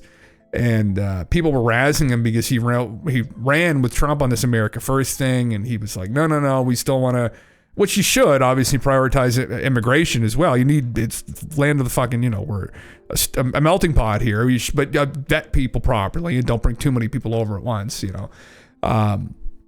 And then, but he was getting ratioed in the comments from people roasting his ass. And then shortly after this happened, he then announced his change. I was like, this is a little bit concerning when you kind of do the math here, honestly. It's because his ex-wife blocked him. Yeah, I saw that. Yeah. Which is fucking disturbing. He's getting destroyed online right now. Oh, guys, it's so funny. They tracked his character API and he was playing while he was doing an interview. Have him dead to rights. Oh, no. I think you can block people if they can still see your post or something. Yo, you just can't interact. Oh, okay. Interesting. I didn't know what it was. Yeah. Yeah, the visa thing. Yeah. How much was it? Like $55 billion just to be kingpin of the playground? I mean, it's concerning on many levels. Now, Was Twitter going down a dark road of censorship? Fuck yeah. Am I glad that he bought it and got it out of that hole? Probably. Is there something wrong with this guy? Looks like it, if this is true. It's like, you know, it takes special kind of... Sorry. I don't think you needed like all this information to figure that out. There's probably something wrong with it. It takes special kind of narcissism to be on track to be the world's first trillionaire, meddling in government all over the world, and still be insecure enough to lie about being good at video games. Yeah, that's so weird. Like, so I mean, let me just go over the first little bit here, I guess. We'll just watch this first little bit. You know, TV will react to what they say here, but I'm just curious what they're going to say. I'll play And the it. build, you're also an innovator there. Yeah, I've played a lot of video games. You think about like StarCraft, any game where a lot of people are playing. To rise to the top, you have to be exceptional, period, as a human being. Yeah. There has to be something exceptional about you. Yeah. Are you in the top 20 in the world or the Yeah. top 20? Wow, in Diablo. Yeah. Shooting rockets into space, making e-vehicles, starting a new department of the government. I actually let myself think maybe he actually is an alien, because there's just no way, unless he's paying people to do it for him, which obviously he's not. So let's start off with some context. Elon Musk's character is currently level 97, aka rank 12 on hardcore, that's permanent death mode, Trade League. Let me try to give you a quick understanding as to how hard it is to get to that level. 2 weeks into the league, when people are playing the game, literally they're staying up 40 to 50 hours without sleeping, only playing Path of Exile, and they are the most try-hard guys in the world. The highest ranked player on the hardcore Trade League was level 93. Okay, and you're thinking about yourself, that's kind of close to 97. Every time you level it up, it becomes exponentially harder to gain experience. A lot harder and a lot harder. Okay, so these players, to get to 97, have to be playing the game every day for the majority of their day. Currently, what is their highest ranked player? They're level 97, same as Elon Musk. So, I mean, he effectively has to be playing, pretty much just doing nothing except playing Path of Exile. So let's just go over some of the things that happened. So right away, we see Elon zone into his hideout, which is the area you do in-game content from. And he opens up his bank, and he goes to a tab called Elon's Maps, which immediately is a little bit of a red flag, because I don't know why you would refer to yourself in third person, but okay, he does that. Elon Musk didn't play Path of Exile 1. In Path of Exile 2, maps are actually called waystones. And he never actually refers to them as maps. He calls them... Play another round here. This is a hard level. Waystone. So it's just kind of weird that he's, again, called his tab Elon's Map. So almost like someone who's a Path of Exile 1 veteran, you know, is kind of making that tab and be like, Elon, you know, there's a tab there called Elon's Maps. Grab your map out there. I've rolled them all for you. They're nice and easy. He then proceeds to walk up to his map device and go to put a map in. The literal first thing you learn upon getting to the end game is how to operate this map device. You're going to start off at a node, and then from that node you can go to adjacent connected maps. Now, Elon, he's trying to click. Oh, he's trying to do the map that's not in the chain. He's just clicking a map repeatedly, trying to access it. He was not eligible to enter that map. I just want you guys to understand, this is one of the highest level hardcore characters in the game. He would have played thousands of maps at this point. Anyone who's level 97 is, and you know, we're talking one of the most efficient players in the game, period. There is no way you would do that. Why just like sitting there like some sort of geriatric old man clicking this node expecting something to happen, and then he finally kind of gives up after a while and then realizes his mistake. We then get a look at his inventory. So Elon Musk is stuck going into the map and with full bags. If you're an efficient player, you're going to clear a map, you're going to loot the valuable items, you're going to go in and you're going to take those items and you're going to basically look through the good ones, keep the good ones, list them up for sale, and then truck away the trash ones. It's almost like he has no understanding as to like what items are or what you're even supposed to do with them. So now Elon zones into the map. So what I'm doing here is just boosting my shield before battle via meditation. Meditation before battle is always good. And he starts killing monsters. He starts obliterating monsters with his character. But what becomes obviously apparent... Chaos Orb, no loot filter. Is like, no, he's just running past Chaos Orbs. He just ran past the Chaos Orb. Chaos Orbs are one of the most important currencies, and they're also really rare. I have about 140 Exalts. I have like 9 Chaos Orbs. Just So you guys understand. So in Path of Exile, the devs are these evil guys, and they talk about fear. That's a good point. Did you that realistic Elon being part of the best of POT is no different than saying Elon landed rockets. It's all by proximity. Yeah, he funded the money and maybe had the vision. He had the vision of being the best Path of Exile, but he didn't actually facilitate, the leveling to that point. I had the vision. I want to get to be the best. It's like, all right, I'm going to get the best guys to do it for me.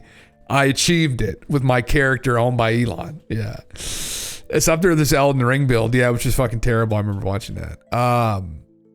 Okay. Yeah, well, there's only 5 minutes left. Let's just see. So this is the... Is there proof of this, though? That he 100%... I mean, I guess these guys know by looking at him playing, but let me just continue for the rest of the 5 minutes and see. Yeah. No, but did you say there was proof of him being power leveled, though? Like they actually found... I mean, aside from him not knowing what he's doing, but he didn't know how to use the map. Yeah. Feeling the weight, and they effectively just drop tons and tons of items, and you have to know what to pick up. So what GGG have done, the people who make the game, they've made this system called loot filters, which gets rid of 90 to 95, even some cases, like we're talking 98% of all loot that drops, because otherwise your screen is just cluttered, and you won't even notice when you get a good drop. It's unfathomable for someone to be in the top ranks without a loot filter. Yet Elon Musk, the god gamer, he doesn't play with a loot filter. The only thing Elon does pick up are maps, because the default in-game loot filter highlights those. Those things are worthless. The actual items of value that he should be picking up, that he would have had to pick up in order to get the gear, leave it on the ground. Anyone who's been playing the game and is a complete expert, we're talking he's cleared thousands of maps, he's been playing that character for hundreds of hours, he's going to be pretty damn good at, playing the character. He gets to the boss, he's fighting the boss, and I want to say for about 10 seconds, he sits there and he's out of mana. Mana is a resource in this game where you need it in order to use your abilities. He just sits there, default attacking the boss without activating his mana flask. Anyone who's played the game and understands the character would understand, like, oh, I'm not doing any damage to my mana. Elon Musk takes 10 seconds. He then goes on to loot items off the ground. He starts dragging them into his bag. Like, I don't even know how to describe to you how painful that is to anyone who actually plays the game. And his bags are full, and he just keeps clicking it over and over and over again. Nobody, not even people who are kind of noobs at the game, do this. I don't even think Elon Musk has done the campaign, honestly. Like, just based on what I'm seeing in terms of the gameplay. His settings on the map transparency are turned on by default. His life values are turned on. All these basic settings that anyone in the top 100 would do, he is not doing. Maps can effectively have different content on them, and that content will be signified by icons on the map. So it could be a map which has an expedition in it, a breach in it, or it could be corrupted. Elon starts looking for the Atlas. Yeah, that's essentially it, Hendrix. Yeah. I think that, I mean, he acts like he's this transparent guy. He was on Joe. Well, this would obviously make people highly suspicious of his Diablo character then as well, and his Diablo character's ranking, that probably the same thing has gone on. He let on that he ranked this character himself and achieved that ranking on his own in Diablo. So I would presume, judging by how similar the two games are, Path of Exile and Diablo, that he didn't rank his other character either. Yeah. How good he was, yeah, and did this all by himself, yeah. Well, I guess Hendrix is saying, that he's, people have called him out for being like hardcore narcissist for years, and that, he's just taking credit off of like other people's hard work, right? Or being the one to facilitate it and taking the credit for it. And this is, I have no idea who the fucking guy is. So, maybe he is just fucking fucked, but. And he finds a map with, I kid you not. He's going to have to be held accountable, I guess is what these people are about to try and do. We'll see what happens on Twitter. 4 things on it. There are 4 things there. So this one has the real risk of dying. 4 things. What are those things? God, dude. 4 things. It's 4 things, dude. So this one has the real risk of dying. Not this far in the game and calling it 4 things. Stop, bro. Dude, stop. Oh my god, he literally can't. He then goes on to say, This is max difficulty on hardcore. If there's a way to get higher difficulty, I don't know what it is, but Is everything maxed out? Path of Exile has boss fights and end-game bosses, which are quote-unquote difficult battles, which Elon actually did do in one of his streams, where he just went into the end-game boss and died repeatedly to it. Maps are just farming. You go into maps and you farm them for loot and experience. They're not the most difficult battles, and I don't know if he's trying to deceive people watching a stream into thinking that he's doing some insanely hard thing, whenever he's literally doing something you do to effectively grind or farm. And if you thought this was bad, I did not even get to the worst part. In Path of Exile, gear has requirements to equip it. But that has nothing to do necessarily with how good it is. For example, one of the most powerful and best items in the game is a level 1 required to equip staff, which is maybe, I think, even the most meta build in the game right now. It's super, super broken, insane damage. And Elon Musk starts going over his gear. This is a great staff, but it's only a level, 62 staff. His weapon is, I kid you not, one of the best, if not the best staffs on the entire hardcore trade league. You cannot even buy it. Insane weapon. These affixes are, I'd hate to say perfect, but they might be perfect. Just the PvPS criteria on trade, we can see there's literally one staff in existence on the entire market. Not only does Elon have a staff that you can't even buy, but it's so good that the second best one, which is missing 2 of what makes a staff so powerful for an invoker, which is the crit and crit bonus, is still 20 divines, and that's obviously very expensive. Here I am, level 95, but my staff is only level 62. my helmet is level 56. Int, lightning, and chaos resist. Okay, it's only 56. Amulet level 61. Ring is only level 48, 49. At least a level 75 jacket. It's a jacket with 6 things. Yeah, tell us how bad the item that only drops from the highest difficulty of the hardest boss. Just tell us that it's only level 52. Did you find this at level 52? That's impressive. Level 52 here. They can only ever be level 52. Bro, Elon Musk is a fucking fraud, bro. Pretty low level compared to my character level, but it seems to work. So he's being roasted by the professional gamer bros that he was LARPing as. I mean, he's just got his balls dragged through the glass by these guys. I mean, it's more concerning in that he would think that he would be able to come on here and fake this in front of people. Or maybe this is how people are going to write it off, that he's just trolling. I don't know. Yeah.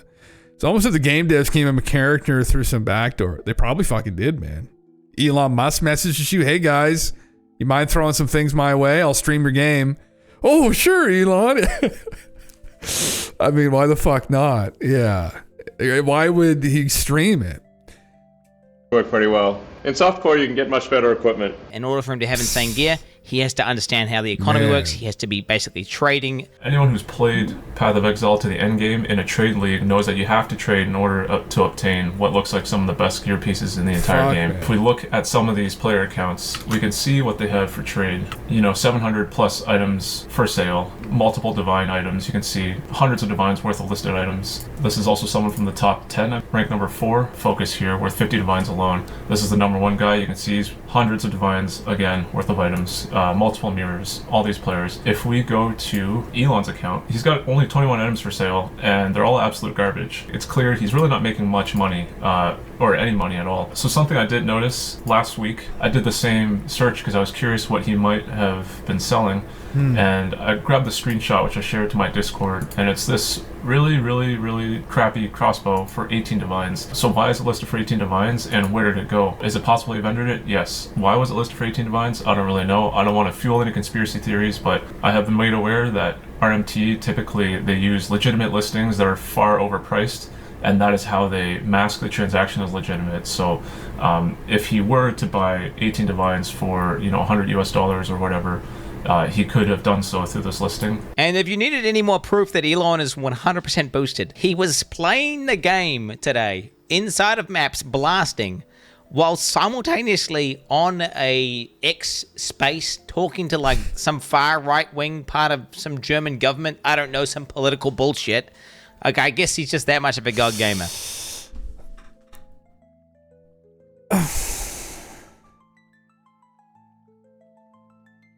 Oh man. Well, I mean that's goddamn. I don't know. That's not good. That's not good. Anyway, I mean, summon interns is passive extremely effective. Yeah. Not that I had a super strong opinion of him before because I don't fucking know who he is, but really, yeah, it's oh god, it's so cringe, man. It's like he was kind of years ago. He kind of paraded around as like a Tony Stark because they made the equivalent to him. Then he was in the Tony Stark movie too, and I don't know. What do you think of that, GALENTV? Fuck me, I don't even know. And we were talking about the Soyjak meme earlier. This is like the epitome of that, just right here. This whole situation. It's literally that's literally what it is. So. I mean, like, I don't know why you would expect any different from him. Like, like, my opinion just doesn't change at all. Just because, like, it would be like, okay, well, there's no way you had time to be able to do all these things and still manage these other companies and do all this other stuff. Yeah. So, for example, there's comparison. There's I'll stay in the realm where I know, and there's two athletes I know. One's a basketball player, one's a football player. I'll go with the football player. He's a quarterback for the Arizona Cardinals. His name's Kyler Murray. He was, I think, good enough at Call of Duty. I think it was Warzone that he was invited into what's it called? FaZe, I think is what it's called. I don't know much about it, but that was like a big deal. In fact, there's actually a statistical trend that whenever double XP weekend occurs in Call of Duty, that he actually plays really bad that weekend for the Sunday NFL game. Yeah. And that it's like a continuous thing that he has to spend so much more time working on playing Call of Duty and then less time, and then essentially his football career suffers as a result of that. So the same thing could be applied here. Now, it wouldn't be as physically demanding, but it'd be as time consuming.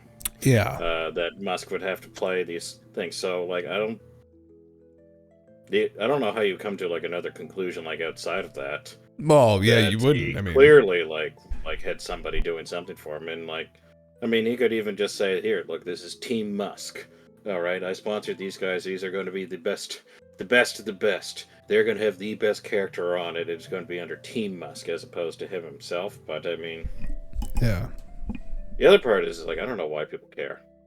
I mean, like, well, what difference does it make other than like the people that would be streaming saying that? I think it's, you know, they're doing this. Yeah, he's being dishonest, but I mean, did you expect anything different? Well, I think some people probably did. Caves of Quid, I'll check it out, Bones. I think some people did just because of it's, you know, he's trying to he's marketed himself recently with his alignment to Trump and his purchase of Twitter and his push back against censorship. It's this transparent person, right? And I'll tell you this: anybody that tries to depict themselves in the media is not ever like a jerk, but as this like altruistic kind of guy has a bunch of skeletons in their closet. They're really a jerk in real life. Possibly, literally. That's because they don't want to be portrayed in that other way. Yeah. I think it's just one of those things. It's just, it's deep cringe that he would go on Joe's pod. So, I mean, are people presuming he did the same thing then with Diablo? That it would, you know, hypothetically take the same level of dedication to achieve that rank on the leaderboard. So then you'd be saying then that he's just had both power leveled by maybe professional players behind the scenes that he's paid. But very well, he went to the company and said, "Look, I'll give you guys $50 million. Just can you set me up here?" That's pretty convincing. I mean, you know, that would fucking do it. The Honey plugin, whenever that was just recently trained, but yeah, that Honey was gotten deep shit for supposedly doing some illegal things. Yeah. Wasn't like Mr. Beast associated with that and stuff? Like, oh god. I mean, like, if this is the deciding factor between whether you viewed him in a positive or negative light, that that's pretty trivial. At least to me, anyway. I think that seems odd that it would be this is the thing that would have that would kind of make you view him differently, as opposed to like I guess whether or not he was signing on with like Team Trump or his like flip-flopping on the passport issue. Yeah, or I think it's more Tesla from like California to Texas. It's more concerning to people, I think, that have followed him recently, that it's like a bold-faced lie, and that, you know, psychologically, people that do that and are that narcissistic, that would make a bold-faced lie simply for media headlines, so there's public perception that he's this do-all fucking genius man, when in actual fact, there's a facade going on. It's just it's a concerning thing, I think, where that was evident anyway, because to people that to people who think and play games, maybe to people who are going to think about it and know like he wasn't the one that came up with Tesla. He bought it from like a couple other guys. Oh yeah.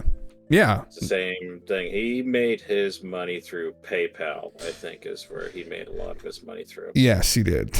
And then he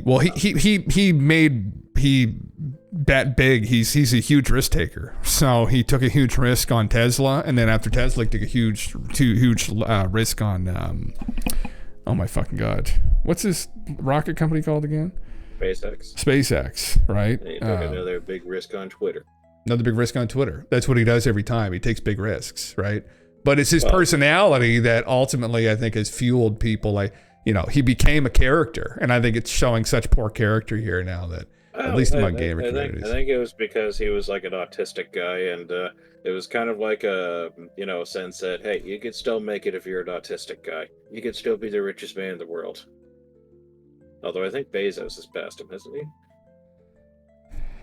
No, he's still on top. He's still on top of it. Still on top of it. I think Bezos passed him for a little bit. You like Elon Shadows? It comes with a huge dork. Who cares? Who cares if he pays to win? I think the issue, like, if I were to look at this, I would say the issue is like a content of character kind of problem, where, I mean, he was portraying himself as this master gamer and taking credit for being the top gamer in Diablo and recently in Path of Exile 2. And that it's just all bullshit. I mean, it's like he should know better, I guess, if he's a super genius, you know, like a billionaire. Nobody gets that rich without being without masquerading something they're not. Maybe.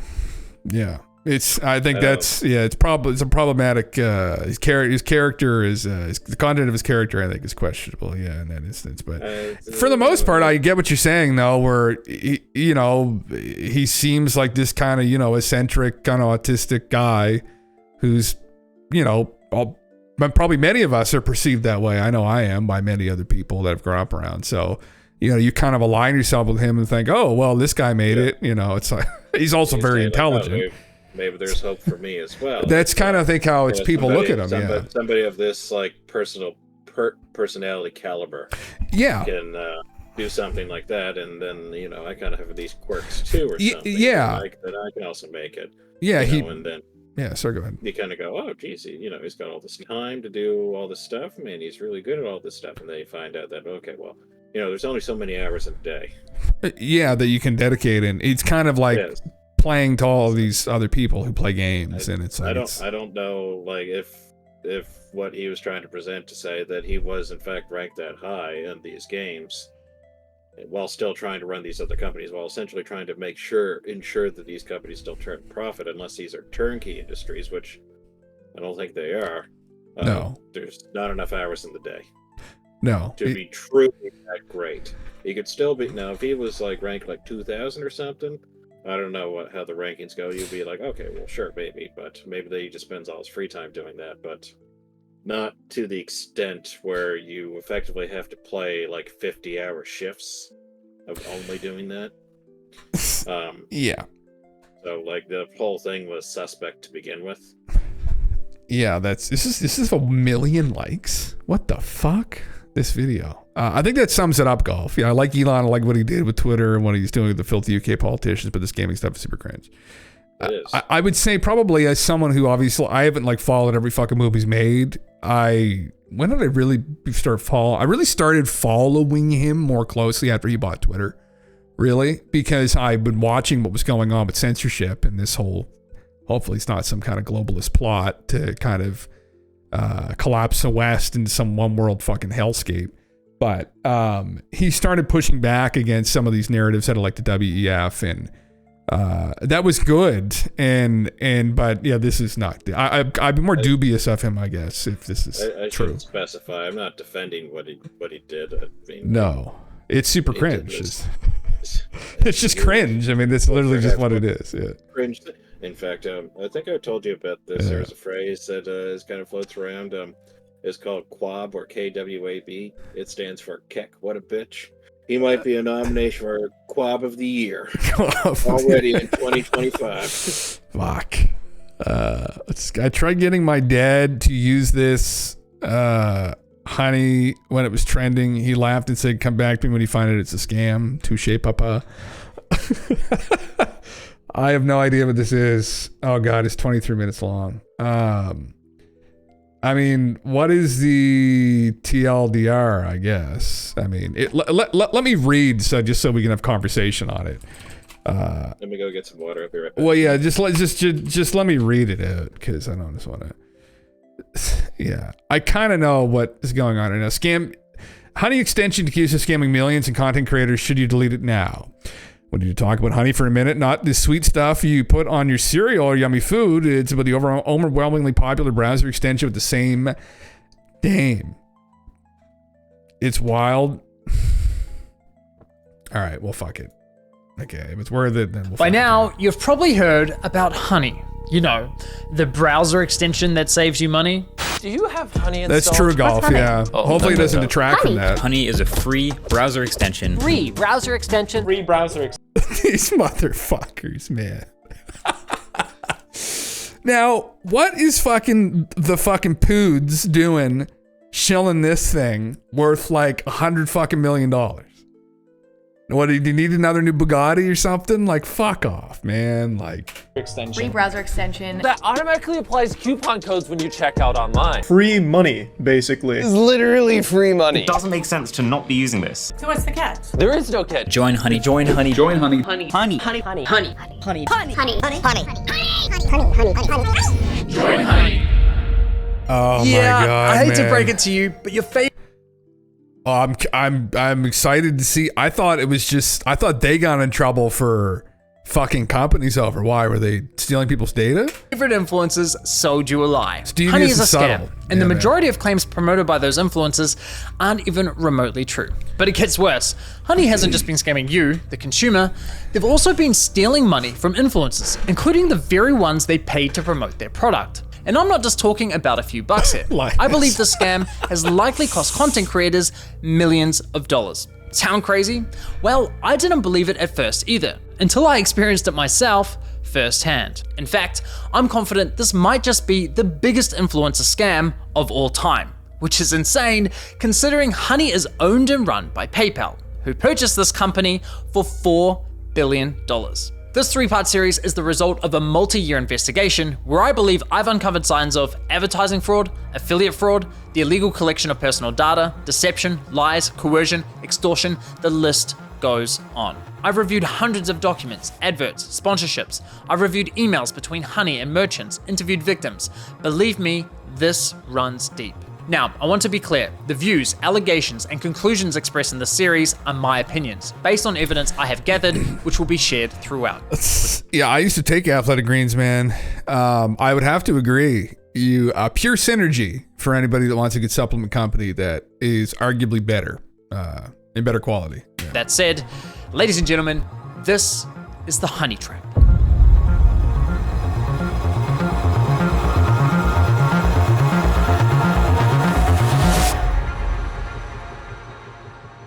Now I know what you're thinking. It's a free browser extension. How bad could it be? Well, trust me, it's far more sinister than you might think. You know what they say, if a product's free, it's likely you're the product. And as you'll find out later in this investigation, that remains true for PayPal Honey.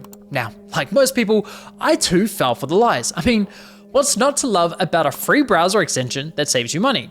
It's a compelling product, and with the endorsement from what feels like every single popular influencer on YouTube, it's no wonder millions of people downloaded it. Ironically, the very Really, influencers man? promoting Honey Actually? seemingly Holy had fuck. no idea the company was quietly picking money out of their very own pockets. Well, at least one of them realized, but we'll get to that later. So let me show you how Honey's been stealing money from influencers. So let's say you're watching a video on YouTube. If you're into tech like me, maybe you're watching a Linus Tech Tips video. Linus tells you about this free browser extension that saves you money online. You install it in 2 clicks and boom, you have Honey. Perfect timing because it just so happens you're looking to buy a new CPU for your computer.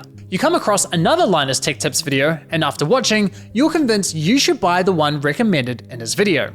So you scroll down and find Linus's affiliate link to that product. Now, for those of you who don't know, when you click an affiliate link and buy something, the influencer who promoted the product earns a commission for referring you to that store. So you add the product to your cart, get to the checkout page, and hello, Honey says they found you 10 coupon codes. Sweet.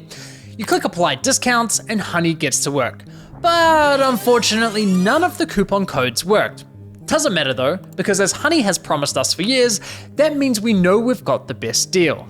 So you complete your purchase, you're happy, your new CPU's on the way, Linus is happy, he's getting his commission, everyone's happy, right?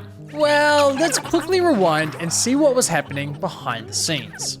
You see, after clicking Linus's affiliate link, you'll notice in the URL, there's a tracking tag labeled short circuit. That's a reference to one of Linus's YouTube channels. And this tracking tag is how Newegg knows who to pay a commission to. We can also see that this tracking tag has been saved on my browser in the form of a cookie that will expire in 30 days. That way, if we only decide to complete the purchase a few days later, Linus will still be credited the sale. It's kind of like when you're at a department store buying a TV and the salesman who helped you gives you a referral card or a receipt with their name on it, so when you eventually get to the checkout counter, the clerk knows which salesman to award the sale to.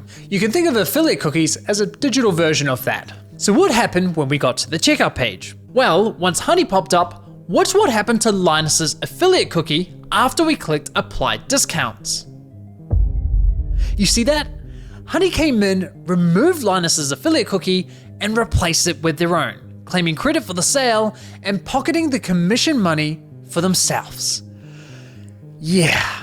Now, if we quickly go back again, we can see what's causing this to happen. After clicking apply discounts, what you'll notice is that in the top left corner of your browser, Honey discreetly opens a small new tab, which acts like a simulated referral click, as if they were the ones to refer you to the website, even though you're already on the website and at the checkout page. Once that page is finished loading and has stuffed PayPal's affiliate cookie, the tab automatically closes, leaving you blissfully unaware that anything ever happened. It's very sneaky. Now, when I first discovered this was happening, I thought, there's no way. Why would all these high-profile influencers be promoting a company that is actively poaching their affiliate commissions? It didn't make any sense. So to make sure I wasn't going crazy, I went on a Honey testing spree, clicking one affiliate link after another, and it kept happening. But even after all those tests, I scoured the internet to see if anyone was talking about this and found nothing. Okay, there was this one debate about it on the Y Combinator forum, but nothing concrete. Besides that, virtually nobody was talking about this, adding fuel to my doubt. So I figured, screw it. I'll reach out to Honey and ask them directly. And sure enough, they came back to me with the following. If Honey is activated and is the last program used while shopping on a site, it is likely Honey will receive credit for the purchase. I was right, and just like that, my investigation into Honey began. Now, some might consider what PayPal's doing here dirty or highly unethical, but personally, I can't see how it's anything short of fraud. I mean, just imagine something like this happening in a real-world scenario. Let's say you're at a department store looking to buy a new TV. A salesman spends time running you through your options. You decide to buy, he gives you his referral card, you get to the checkout, and right as you're about to pay, a sleazy salesman pops up going, "Hey, shall I check if I have any coupon codes for you?" Naturally, you say sure. He snatches your referral card without you ever noticing, looks for coupons, says, "Sorry, no luck this time," but instead of handing back the original referral card, he hands back his own. PayPal didn't refer the customer to the store, they didn't promote any of the products, the salesman did that. PayPal provided absolutely zero value to the customer, yet they were rewarded for the sale. But because this is all happening online, buried behind clicks and cookies and tracking data, there's little to no transparency that this is ever happening. Okay, but what if Honey had found a working coupon code? Would that make it okay for them to claim the commission? Honestly, no, I don't think so. The fact remains that Honey didn't refer the customer to the store, nor did they promote the product. Look, don't get me wrong, I'm a consumer myself. Saving money matters, especially when money's tight. But this scam doesn't just affect wealthy influencers. There are hundreds of thousands of small creators, bloggers, artists who rely on affiliate commissions to support their craft. Sure, you could argue that Honey may have convinced the consumer to complete the purchase by providing a discount. But let's be real, if you're already at the checkout with your items in your cart, you already have a high intent to purchase. And again, this would never fly in a real life sales environment. No department store is going to allow a salesman to hang out at the checkout counter, casually handing out coupon codes while simultaneously stealing commissions from the other sales reps. So why are we allowing a corporate giant like PayPal to do it on the internet? Now, believe it or not, this first example I just showed you with Linus is just one of 3 scenarios in which Honey poaches affiliate commissions, and the next scenarios are even worse. But before I show you how bad scenario 2 is, it's important you understand the fundamental system Honey is exploiting. You see, in affiliate marketing, there's this thing called last click attribution, which basically means last click wins. For example, you might click on a shoe blogger's affiliate link for a pair of Nikes, but you don't buy right away. Later, you click on a YouTuber's link for the same shoes and complete the purchase. In this scenario, the YouTuber gets the commission and the blogger gets nothing. There are other models like first click, where the blogger would win the commission, or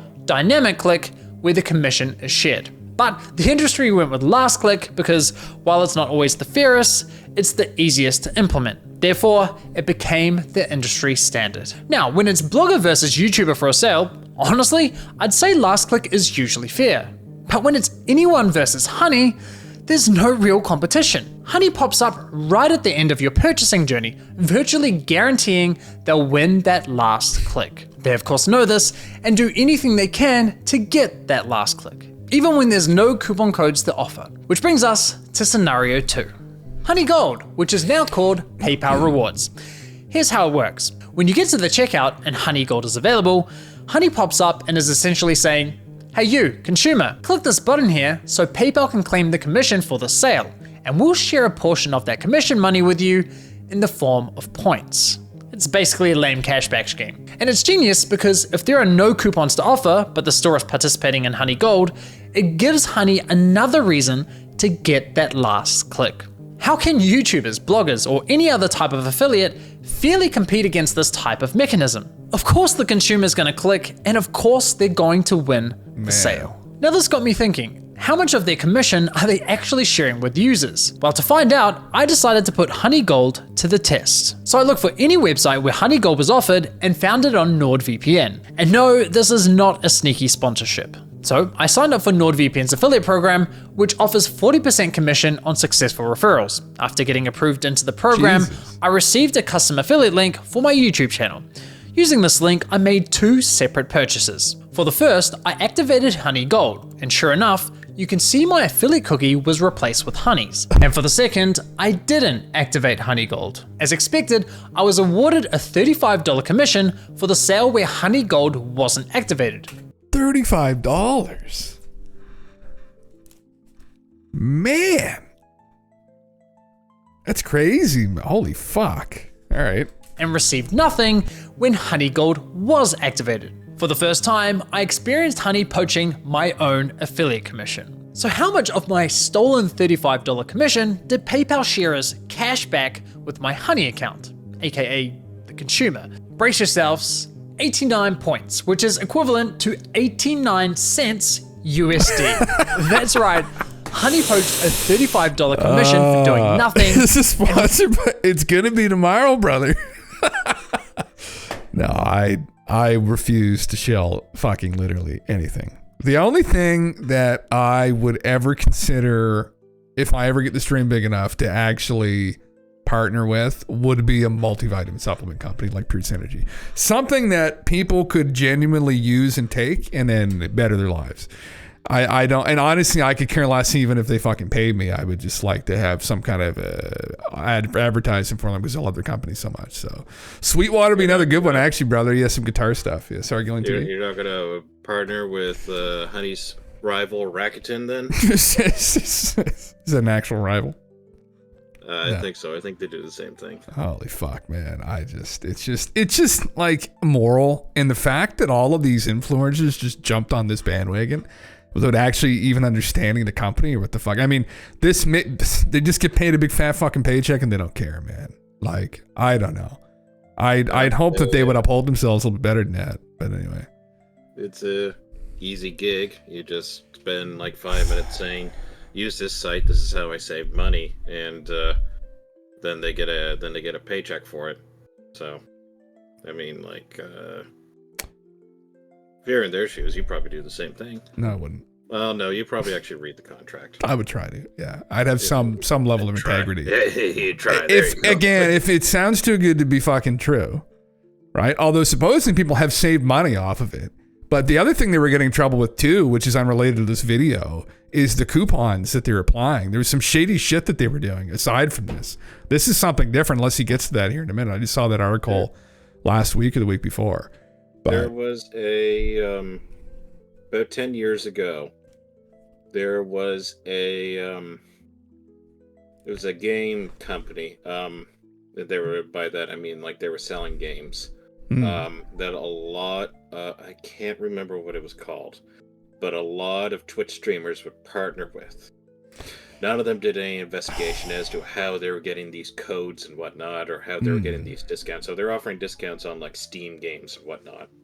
So what it turned out was happening with this company is they were essentially hacking into like the Steam client, and they were pulling out like registration keys for these games, and they were selling them at a discount to like other people, and that's how they were making that. And there were a lot of Twitch streamers that partnered with this company. Man, fuck. And, I mean, funny enough, it was your guy, Stephen Bonnell II, One Destiny, that was the one that that was talking about don't use this company.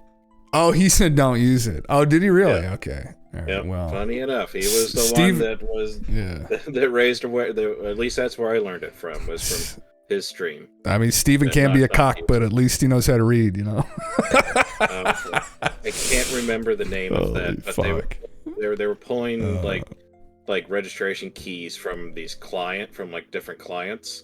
Steam was a big one, and they're selling these keys at like at a discount rate. It's just to other people, and again, these Twitch streamers are just partnering with them. They would just have the little thing. Okay, yeah, here's a company, here's what they do and whatnot, without any regard to like what exactly it was. It was just like, hey, can we advertise on your stream? Here's some money, and they go, okay, sure. I'm not sure okay. Here you go. I just, same like the Raid Shadow Legends people here, like just, playing the fucking, like, go fuck yourselves. Like, I mean, I'd rather be literally poor than go and get sponsored by fucking that game. Like, seriously, like, anyway, fuck, man. Just a terrible fucking game. Like, what? Let me see if I could find them. Yeah. Find out what this was. Here, let me just play the rest of this video and then we'll pull it up. There's 10 minutes. I'm just curious what this guy's going to say here. I'll keep it going here while you're looking. And rewarded me a grand total of 89 cents. Thanks, PayPal. You really shouldn't have. No, seriously, you really shouldn't have. Now, on to scenario 3. For you ladies out there, let's say you're looking for a new outfit. Your favorite influencer tries on something that slays, you click on their affiliate link and get to the checkout. But in this scenario, Honey knows it has nothing to offer. No coupon codes, no Honey Gold, yet it still pops up to announce absolutely nothing. Annoying as fuck. Naturally, you click the got it button to get rid of the annoying dancing coin, and whoa, what's that? PayPal takes the sale. Why? Because fuck you, Mary, that's your commission. But wait, there's more. Christ. My personal favorite is when Honey has nothing to offer, So it pops up offering you to check out with PayPal, even though the option is already available at the checkout page. And of course, if you click the checkout button, PayPal poaches the sale. Classy. As I was saying, Honey uses any excuse possible to get that last click from the user. It's absolutely disgusting. I can't even begin to fathom how much money has been lost at the hands of this browser extension. Imagine being the influencers who promoted Honey, telling your audience, who by the way are the most likely to use your affiliate links, to download an app that poaches your affiliate sales. It's crazy. Now, to be clear, not every influencer who promoted Honey engages in affiliate marketing, so those who don't are obviously unaffected. But did any of the influencers who are engaging in affiliate marketing ever catch on to what Honey's been doing? Well, it turns out yes, at least one of them did. Linus Tech Tips, who have been promoting Honey since 2017. So here's how I found this out. Oh my God. Oh my God.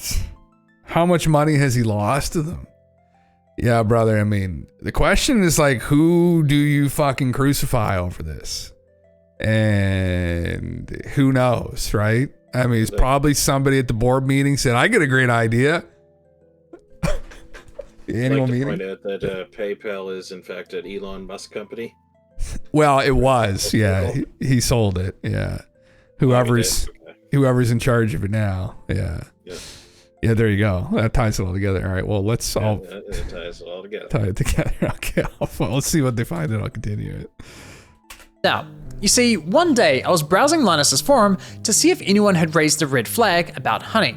And sure enough, back in 2020, someone sounded the alarm, but it was ultimately ignored.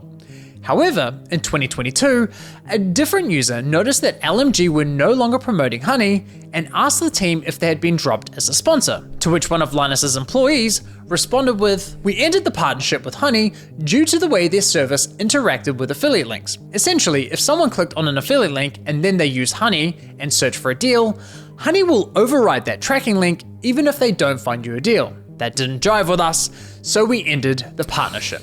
Yeah. Okay, so they had no idea this was happening, and it took them several years to catch on. That's quite telling, because we're talking about a tech-savvy YouTube channel that's run by a very large team. The fact that it took them several years to figure this out, in my opinion, really underscores the deceptive nature with which Honey operates. If Linus and his team didn't know, I can't imagine many other influencers would have known either. Now, I have to say, as a longtime viewer and supporter of Linus's channel, I'm incredibly disappointed they weren't more public with this discovery. I get this specific issue doesn't directly affect their viewers, but surely they must have realized the wider impact this could be having on the creator community, a community they're a part of. I think that matters. And it's not as though they only promoted Honey once or twice. They did approximately 160 sponsored segments, all of which remain live on YouTube. Those videos have accumulated around 194 million views. According to my data, that makes Linus's company LMG the third largest promoter of Honey on YouTube. So yeah, in my opinion, they should have made more noise about this. But what's truly baffling to me is that after LMG ended their partnership with Honey, they then went ahead and partnered with a company called Karma Now, a coupon browser extension that literally engages in similar behavior. Now, I did reach out to LMG about this situation, and I'll be honest, their response was not to my satisfaction. They didn't address the majority of my questions, however, they did at least provide some important context about their dealings with Honey. LMG stated that as soon as these issues with Honey were brought to us, we tried to work with them to remedy them. After a few calls, we were informed that they weren't willing to change, so we stopped working with them across all channels. So let me get this straight. One of Honey's biggest promoters goes to them and says, "Hey, can you please stop overriding our affiliate links?" And Honey effectively goes, "Nah, not happening." Assuming I've got that correct, and if true, that just goes to show what little regard Honey has not only for content creators, but also their partners. Now, as for LMG's less than ideal response, I did press Linus's team to address the rest of my questions, but never heard back from them. But it's time to shift gears, because unfortunately, this scam runs much deeper than stolen affiliate commissions. It's time we talk about how Honey used these influencers to sell you a complete lie. How they sold you a product that was doing the opposite of what they promised. You see, as I was testing Honey across different stores, I was encountering a reoccurring issue.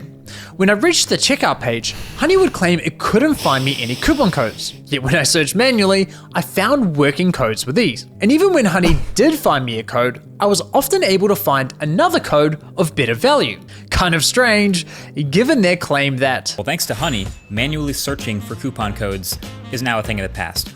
Another oddity was that Honey would often only find me Honey branded coupon codes, such as Honey 5 or Honey 10. Why would a store only have Honey branded coupon codes? Kind of weird, right? But the biggest red flag was that when I tried submitting the better coupon codes I'd found, Honey wasn't adding them to their database. So why not?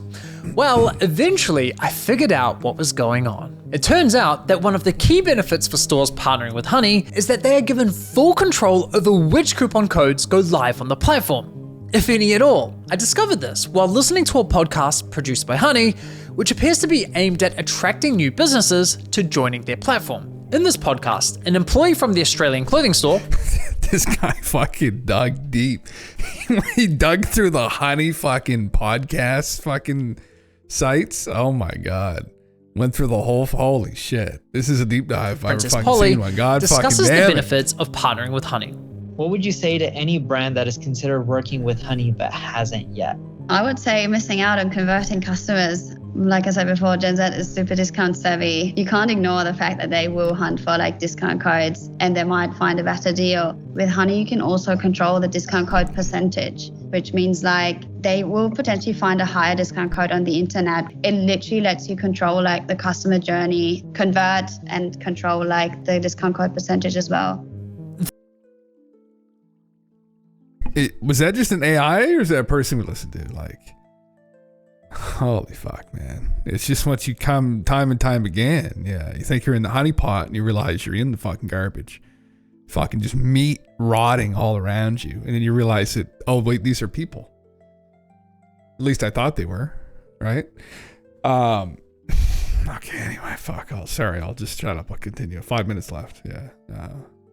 This is insane. She's basically saying Honey is great for businesses because it encourages users not to bother hunting for coupon codes, and it allows businesses to control which coupon codes are shared with consumers. Now, I was able to further verify this on Honey's website, specifically the FAQ page for partners, which clearly states, as a partner, you have control over the content hosted on the Honey platform. So yes, even if Honey knows of a coupon code that offers say 20% off, but a partnering store tells them, hey, only share a 5% off coupon, then that's the only discount Honey will apply to your cart at the checkout page. I mean, holy shit. Honey wasn't finding you the best deals possible. They were intentionally withholding them from you for their own financial gain. This completely invalidates Honey's core value proposition to consumers. For years, they sold you the lie that they would. You mean they're just all about that money? You mean the businesses they partner with, they're just all about that money? Wait, you mean they're all just about the money? They don't actually want to help people? Welcome to capitalism. The dark side of it, I guess, man. Yeah, it would have been fine if there's actual codes or say 50%. How do you say, hey, 10%, and we pocketed 5% because we saved you from looking anywhere, and that's where we make our money, man. It's like... Okay, they would find you every working coupon code on the internet and apply the best one to your cart. But nope, complete and utter lie. They have literally been feeding you coupon codes that were approved by the partnered stores who were paying them. And can I just say, the double messaging here is hilarious. Because on one hand, Honey has appealed to consumers by promising to find the best deals possible. But on the other hand, they appeal to businesses claiming that Honey helps prevent consumers from finding the best deals. It's absurd. Now, when you think about it, this all makes complete sense. I mean, why would any online business pay Honey for sharing their highest value coupon codes with its 20 million users? That's not an appealing partnership whatsoever. So, to make a partnership more attractive, Honey told businesses, hey, if you partner with us and pay us an affiliate commission, we'll let you control which discount codes are shared on our platform. And we'll tell our consumers we scoured the internet and found them the best deal possible. Everybody wins. Just not the consumers or the influencers. With this discovery, I decided to do a thorough audit of Honey's advertising campaigns. And yikes, the ads, the sponsorships, everywhere you look, It's lie after lie. I wouldn't be surprised if this ends up going down as one of the most aggressive, shameless marketing scams of the century. Just look at this insane list of videos that were sponsored by Honey. According to my data, they sponsored almost 5,000 videos across roughly 1,000 different YouTube channels, racking up an unbelievable 7.8 billion views. It's crazy. So now that we have a clearer picture of how Honey operates, let's reflect on some of their claims. Honey will find every working code on the internet and apply the best one to your cart. If Honey can't find a discount code for you, then you can rest assured there's not a single discount or promo code on the internet. It's a free browser extension that automatically finds you the best promo codes for anything you purchase online. You literally don't spend money. Honey searches the known internet for every promo code ever used. This means you always get the best deals without even trying. What Honey does is take money and they put it in your pocket. If there is any way to save money on your purchase, they'll find it. Getting you the lowest prices possible at checkout. You are always going to get the best deal no matter where you're shopping. Amazon, eBay, Best Buy, doesn't matter. Honey's got your butt covered. If Honey can't find a code, you have the best deal. It really puts into perspective just how shady this company is, doesn't it? Now, believe it or not, the Better Business Bureau launched an inquiry into Honey's advertising claims, but after Honey immediately discontinued the claims for, quote, business reasons, the BBB decided to drop the case. Honestly, at this point in my investigation, I thought I'd seen the worst of it. I thought I understood the full picture of Honey's shady business. But here's the thing. What I haven't told you is that there were instances where Honey would actually work really well, finding me incredible discounts that seemed almost too good to be true. Now, it wasn't very often, but enough to confuse me. And there were even times when they weren't poaching affiliate commissions by claiming the credit for sales. These inconsistencies bugged me. It didn't add up with everything else I had discovered. It was clear I was missing something. Well, once I finally figured out what that was, I uncovered an even darker side to PayPal's scam. One that targeted an entirely new victim. Fucking respect to Tim Dillon. We started having problems where customers would get in touch via our support saying, oh hey, I just tried to use this discount, this 60% off coupon, and it doesn't work. I'd be like, dude, that is not your discount. Like, how did you get that? And they'd be like, oh, I just showed up through the Honey extension. Yeah, it cost us thousands, and I haven't even looked into how far back it went. At the end of the day, like, you need to make the numbers work, and if Honey is going to steal 10% of your revenue all the time, you're going to have to raise prices at the end of the day, and it's just like a really awful business model. Like, we've been so mad at them for so long. Fuck, man. Yeah. Oh, you put one in a Discord? Yeah, fuck, man. Throw it up there. Yeah. But I mean, you know. Say you found a 60% discount. 60% discount coupon. Yeah. Man, something's up. Here's 3/4 of your fucking sale gone. Yeah. Do you want to just have this item for free and fuck this guy? Nobody gives like over half off unless they're going out of business. Man, yeah. They're not planning on having inventory. They just need everything gone. Because the reason why you give discounts is because you don't want the inventory. Because you say that there's more value in getting rid of the product than storing it in inventory. Well, yeah. I mean, I don't know. I've managed 2 businesses. You know, I was a manager in one, and I managed a business more recently. But I mean, most people know how the fucking game works. I mean, you have an outlet, right? Let's say you want to sell sandals, right? You're a fucking shoe shop. You're a shoe shop. You're an outlet. Maybe you're a franchisee. You get a brand name, and they do business like Birkenstock sandals or something, right? As one example.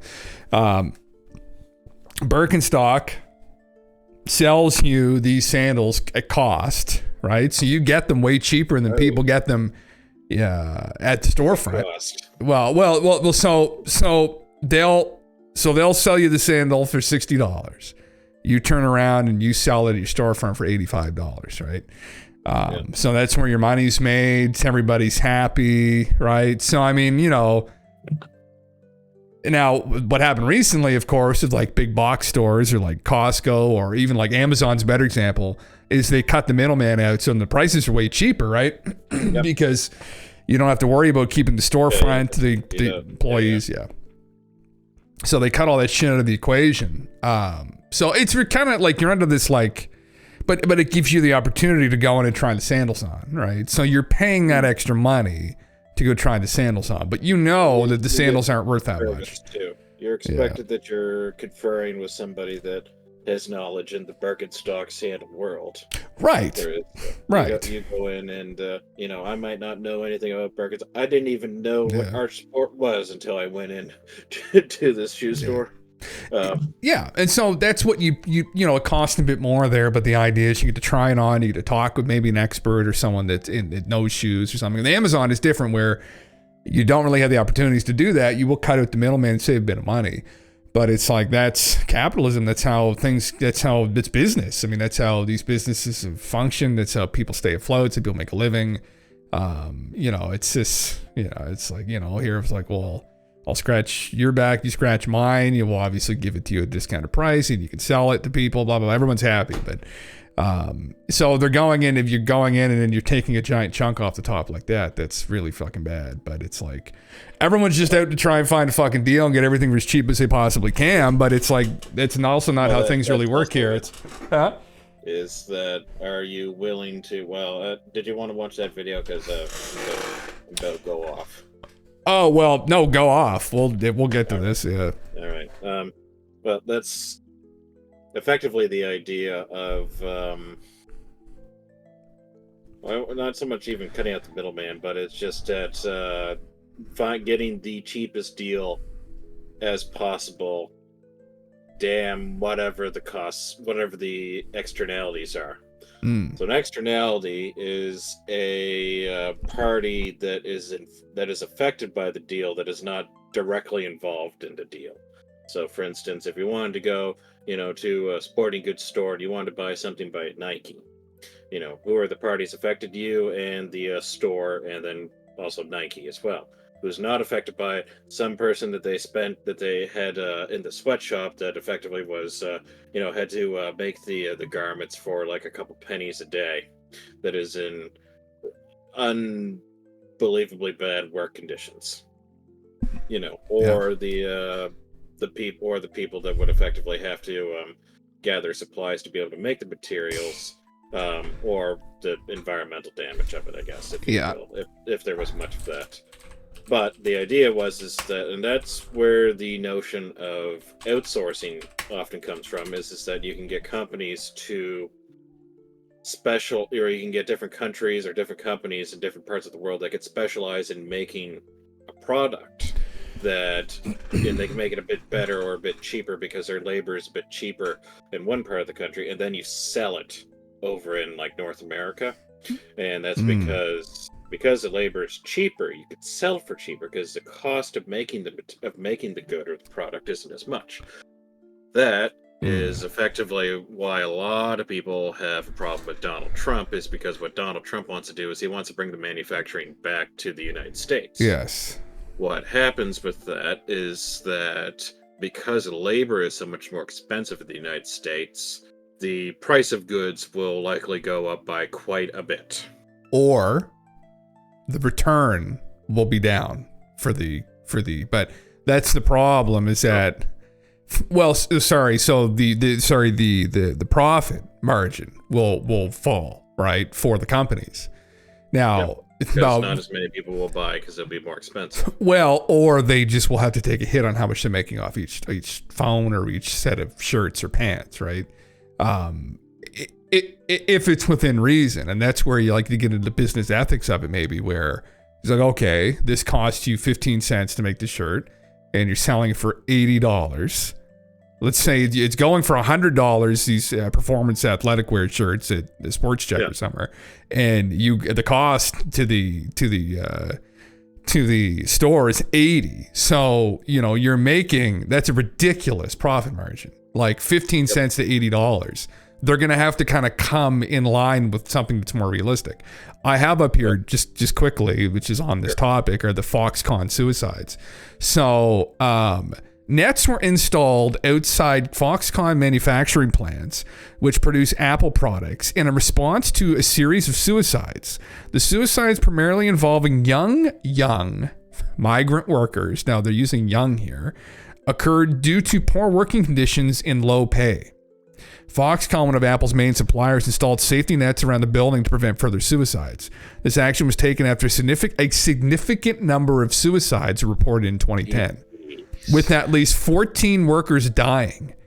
Apple responded by sending a team to investigate and recommend improvements, which included hiring counselors and establishing a 24-hour care center. Man, that's a cheap way to do it, though. You just say, okay, our workers are killing themselves because of work conditions, so let's put up a net to make sure they can't kill themselves. So, who made... saying, why are they doing Now, that? notice young. They were kids. Yep. They use the word young. Yeah. So, that's who makes your phones, right? And now, listen, the problem is that the companies are trying to... It's like, this gets out there and the consumer feels guilty. Because they're like, oh my God, well, we're getting these phones made for so cheap. No, these fucking cocksuckers are getting a ridiculous profit margin on these products. Because they're throwing these young kids, these people in these, well, China's not a third world country, literally under the bus for nothing, for no pay, not a livable wage. Now, you'll go to the area and say, oh, well, that's how much everybody else makes. But it's still barely livable. It's not acceptable, right? And they go to these other countries where they can get away with fucking people. And it's unbelievably immoral. They have no business ethics. It's so very few companies do. It's a terrible situation that we're in globally. Where I mean, if they're all just fucking sociopaths, probably.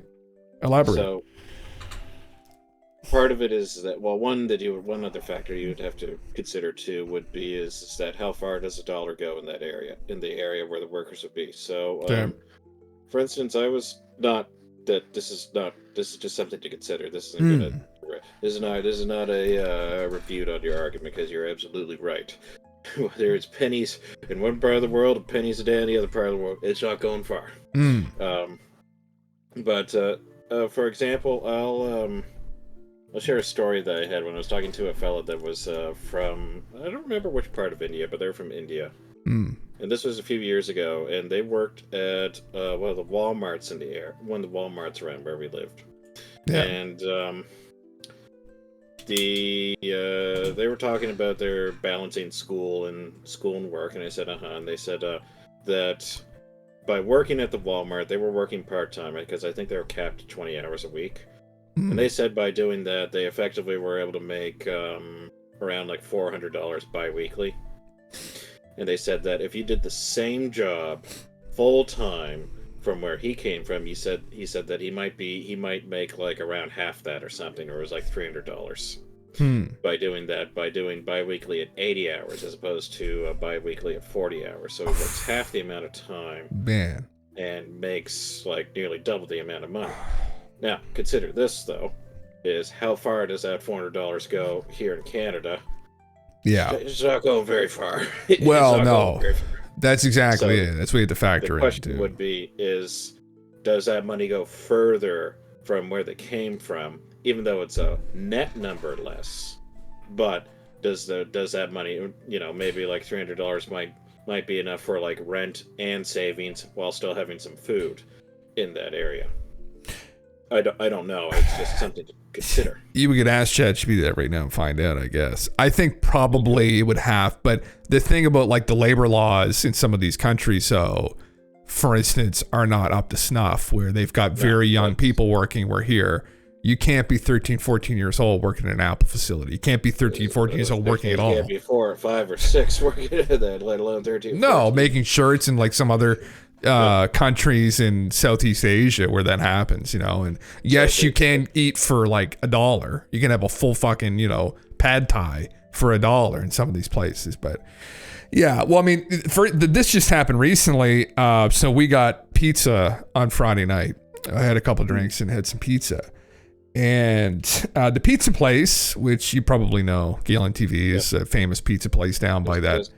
Yeah. Just on a side note, how were the Erdingers? You're looking They forward were to that all they were delicious. I had 3 of them. They were divine, were they? They were fucking divine. Was it nectar of the gods? It felt like nectar of the gods, actually. Yeah, it was. Odin no, wait, that's Norse, so why not Germanic? Yeah. The Visigoths, someone, yeah. I mean, yeah, it was yeah, they're wonderful. So then I thought, well, you know, we'll go great with this, which I factored into my macros, my calories, everything. I said a pizza from a Pomodori restaurant type pizza, right? Is what it is. It was an artisan pizza restaurant. Artisan pizza. They're called Pomodori pizzas. They're from a place in Naples in Italy. Anyway, so it's a place like this, and there was a local couple. There was actually a couple business parties who owned it for years. It's been around for like, oh my God, 15 years, something like that. Roundabout that. Anyway, what happened? So, you know, it was kind of almost a rite of passage for some people, like as a teenager to work there. I've had a couple friends that have worked there over the years. Popular spot, you know, kind of fun, you know, for like a part-time job when you're in school, university, you go at a pizza spot, make pizzas in the weekends, you know, just kind of fucking around. It's kind of, they have fun in there and stuff, you know. It's like, I'm like, you know, yeah, fuck it. You know, it's not a super stressful job. You know, obviously when there's a lot of people, it's probably busy, but anyway, a family from India bought it. They let the entire staff go, and they've only hired people from India to work there. Yeah, there's supposedly a lot of that. You hear a lot of stories of like people from India hiring only people from India. Now, yeah, people want to immigrate. I know tons of great people who've immigrated here. That's not okay. I understand wanting to get out of some of these countries that are fucking kind of shitholes. But at the same time, it's like, man, that pissed me the fuck off. And it pissed me off because there were, you know, some kids that I didn't really know, but kind of knew a little bit from, because I would go in and, you know, I like to cook. I'm a foodie. Like, they would be like, oh, I remember you get these pizzas all the time. Well, it was something like that. So like pesto, right? Like one of the meals we have on rotation here that I make for us is chicken pesto, right? So pesto is like you know, it's like basil and pine nuts and olive oil, and, you know, to buy it in the store is expensive as fuck, or it tastes like shit. Do you want to make the good stuff? You have to get good pine nuts, which are impossible to fucking find. You have to get a high quality olive oil, which is fucking expensive. You have to get fresh basil, which fucking good luck, most people don't have access to. So when I would do this business, to be a Pomodori pizza maker, to be licensed, a team from somewhere in, like, I think it's Naples, has to come from fucking Italy and to the place and certify that it's up to snuff. All the ingredients are up to snuff. So, you know, all their ingredients, they import a lot of the shit from fucking Italy. So like their pesto sauce is out of this world. So I would go into them, the kids there, and I'd be like, you know, hey guys, like, can I just get 2 tins of that pesto sauce for like $3 is what they charged me, and the fucking one thing of it is like $12 at the store. So I would go in there and I would do that whenever we needed it. It's like, whatever, like they sell it on the side for pizzas, same price, $2 for a thing. They give me like 2 big ones for like $3.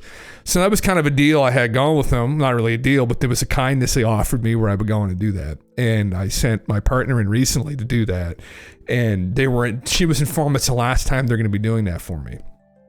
And I asked her, I said, why is that? She said, oh, new ownership. So new owners said they're not going to do that for me anymore. So I'm going to say, fuck you. Fuck your pizza store. I'm going to fucking do everything in my power. No. Never going back? Well, I mean, probably not. No. Those 2 things piss me the fuck off. If I go back, I'm going to fucking cuss them out. Probably what I'm going to do. But I'll just be that fucking old man now, just screaming at them saying, you wouldn't fucking give me my pesto sauce, you fuckers. Like, how dare you fucking take that away from me? Like, Jesus Christ, man. Anyway, those 2 things piss me the fuck off. Again, I'm fucking pro-immigration, but I'm surprised they wouldn't do that. I mean, I guess, what did they have to... They're just being dicks, I think. Because I think on top, you know, I think, honestly, I mean, there is, regardless of their ethnicity, they kind of seem like dickheads. That's the first thing it told me. I said, it doesn't really matter where you're from. I think you're an asshole. I think clearly just kind of assholes. Yeah, background, place of origin doesn't matter. You could be a jerk from any part of the world. That's the number one thing I've learned over time is that most people you run into anywhere on the planet are good people. It's just those couple assholes that ruin it for everybody every time. That's the thing doesn't matter. They could be from anywhere. That's exactly it. Most people are wonderful, but there's just a couple assholes. And are there groups of assholes in some areas more than others? Like, let's say Los Angeles. Not saying the fire thing happened for a reason or anything. I would have said New York personally, or Boston. New York, people from New York can be very harsh. Yeah, that's another place that I've. Well, I was just trying to think of like giant cities. Would be where you run into that. Yeah. But yeah, anyway, I mean, it's fuck it. It's just is what it is. I mean, Anyway, so that's partly where you run into this kind of stuff with the. That's where you get the middleman is that you would have a company that would manufacture it, then you would have a company that would have a storefront. The two would be would be exclusive from each other, because then the company that manufactures doesn't have to pay for the store. And the company that has a store doesn't have to necessarily pay for the manufacturing plant and whatnot. Right. They buy it and then they sell it back. But what companies would find would be is that if they had enough money, they could sell the product cheaper, because then they don't have to pay the middleman by setting up their own storefront. But that only works once you get to a certain threshold of revenue or of profit. So, for instance, one example would be Irving, from our part of the province. We'll say is that instead of purchasing oil from NB Power probably would be a better example.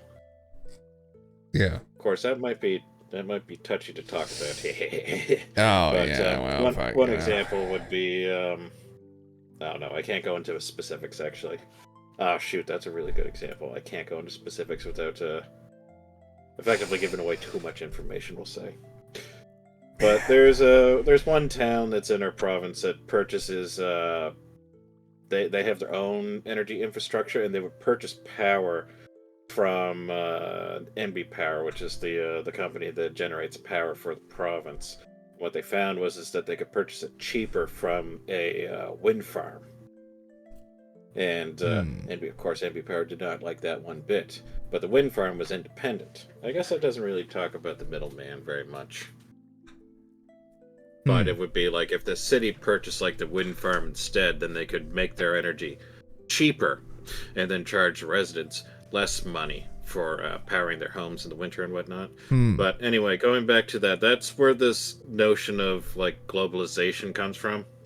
Is that there's two kinds of economies that you can have on a macro scale. You can have what you call what I would always refer to as the capital-based and the labor-based economy, but that's generally what it is. And a capital-based economy is what you see in North America, and that's where you have so much capital, whether that's money or some other asset, that you can effectively get other people to do stuff for you. Just because you could say, look, I'll just go do this thing for me. I'm going to reap the benefits, but you're going to do the work, and I'll give you a percentage of this for doing the work. But I get most of it because it's my idea. And then you get labor-based economies, and the labor-based economies would be the ones that would be making stuff. And the difference between the two is how cheap labor is. So where you get countries where there's a lot of people living. So, for instance, China was an example of this, but China's kind of an interesting case. So, for instance, in the springtime, you see like street sweepers out and around, and they're like trying to sweep the dirt and the salt off the road from the winter, right? Yeah. Because in winter you salt and grit on the road, do that. So, would they use the same kinds of, and they would use a vehicle for this? In China, would you expect that they would use a vehicle for this? Or would they simply just get people to do it? Probably just get people to do it. Why do you suppose that is? It's just so cheap. Because there's a lot more people in China. There's a lot more workers or willing workers in China than there would be in North America for that. Yeah. Or in Canada for that.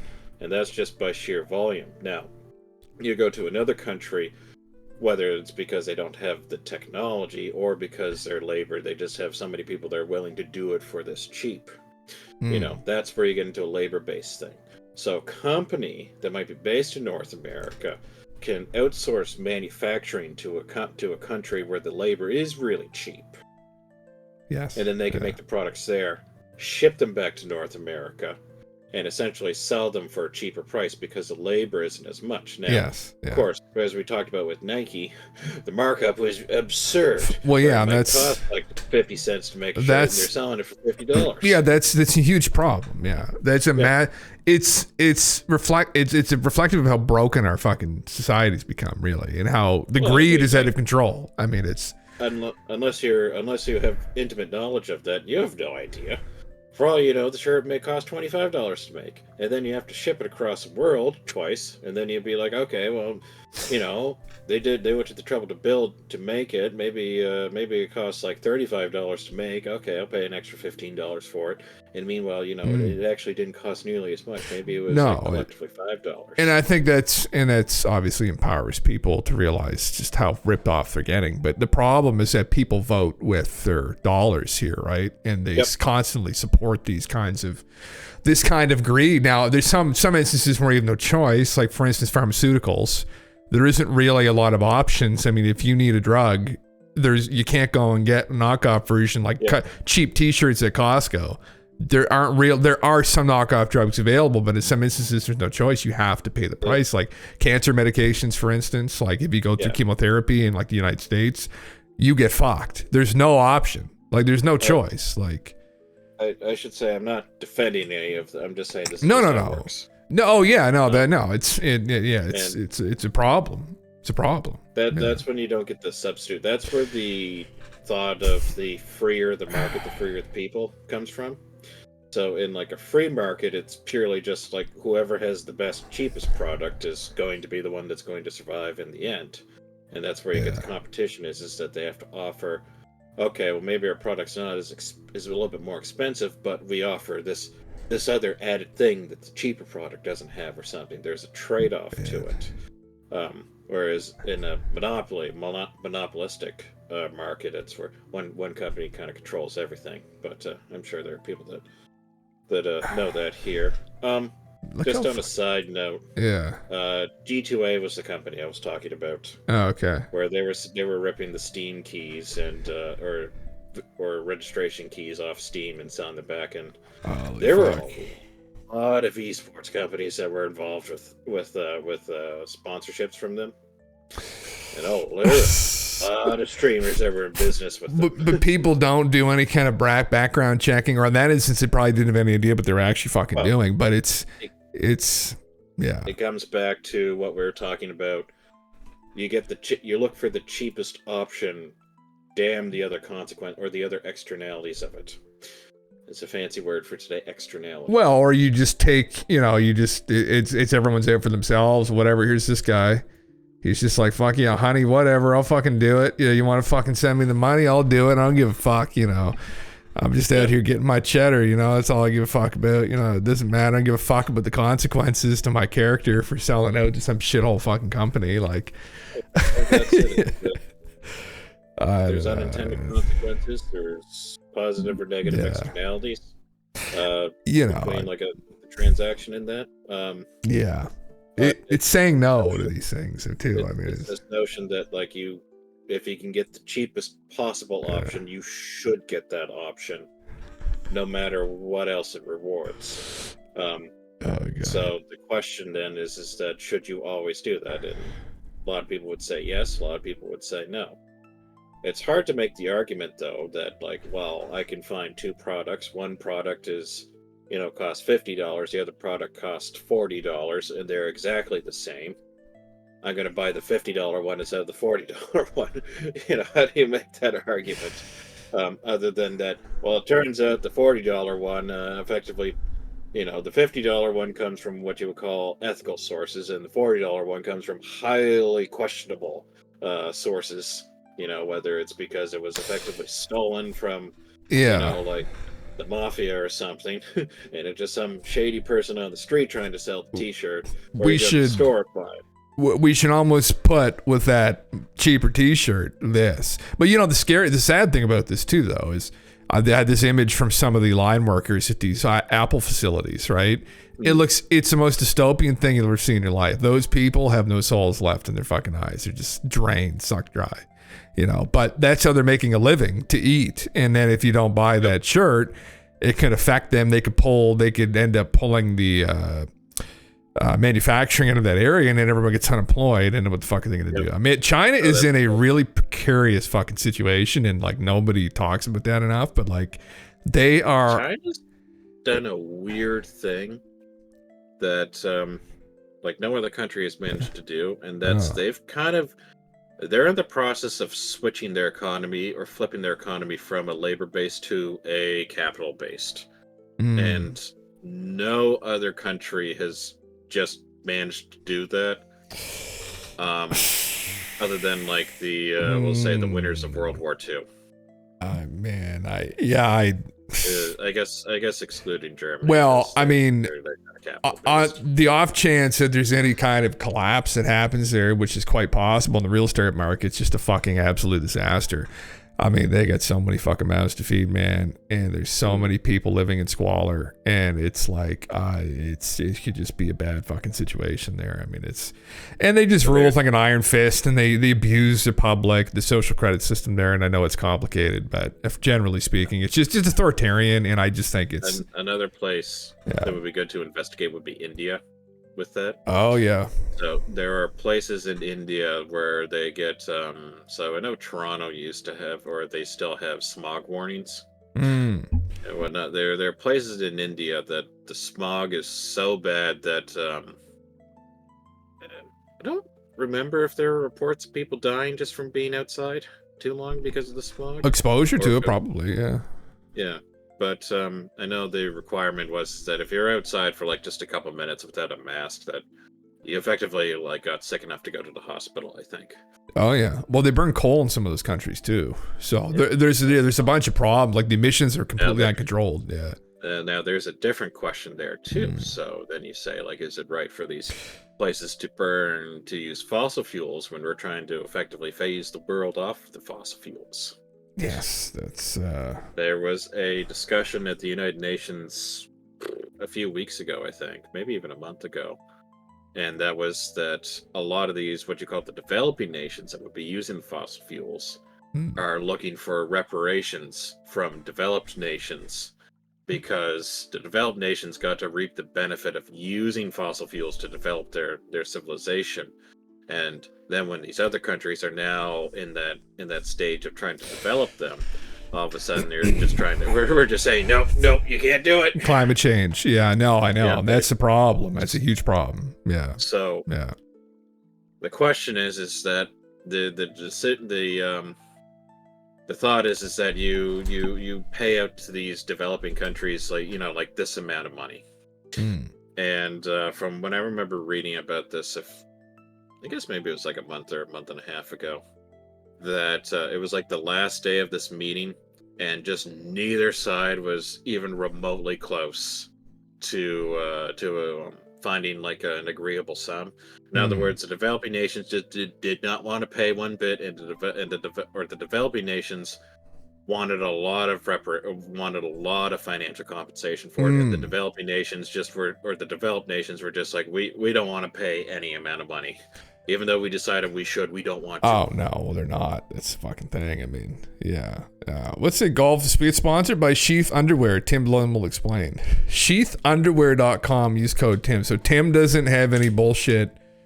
He doesn't shell out anything he doesn't believe in. Let me play this little video here and see what the fuck this says. Sheath Underwear. If we're bombing at the Bitcoin conference in Miami, all signs point to yes, but we'll see.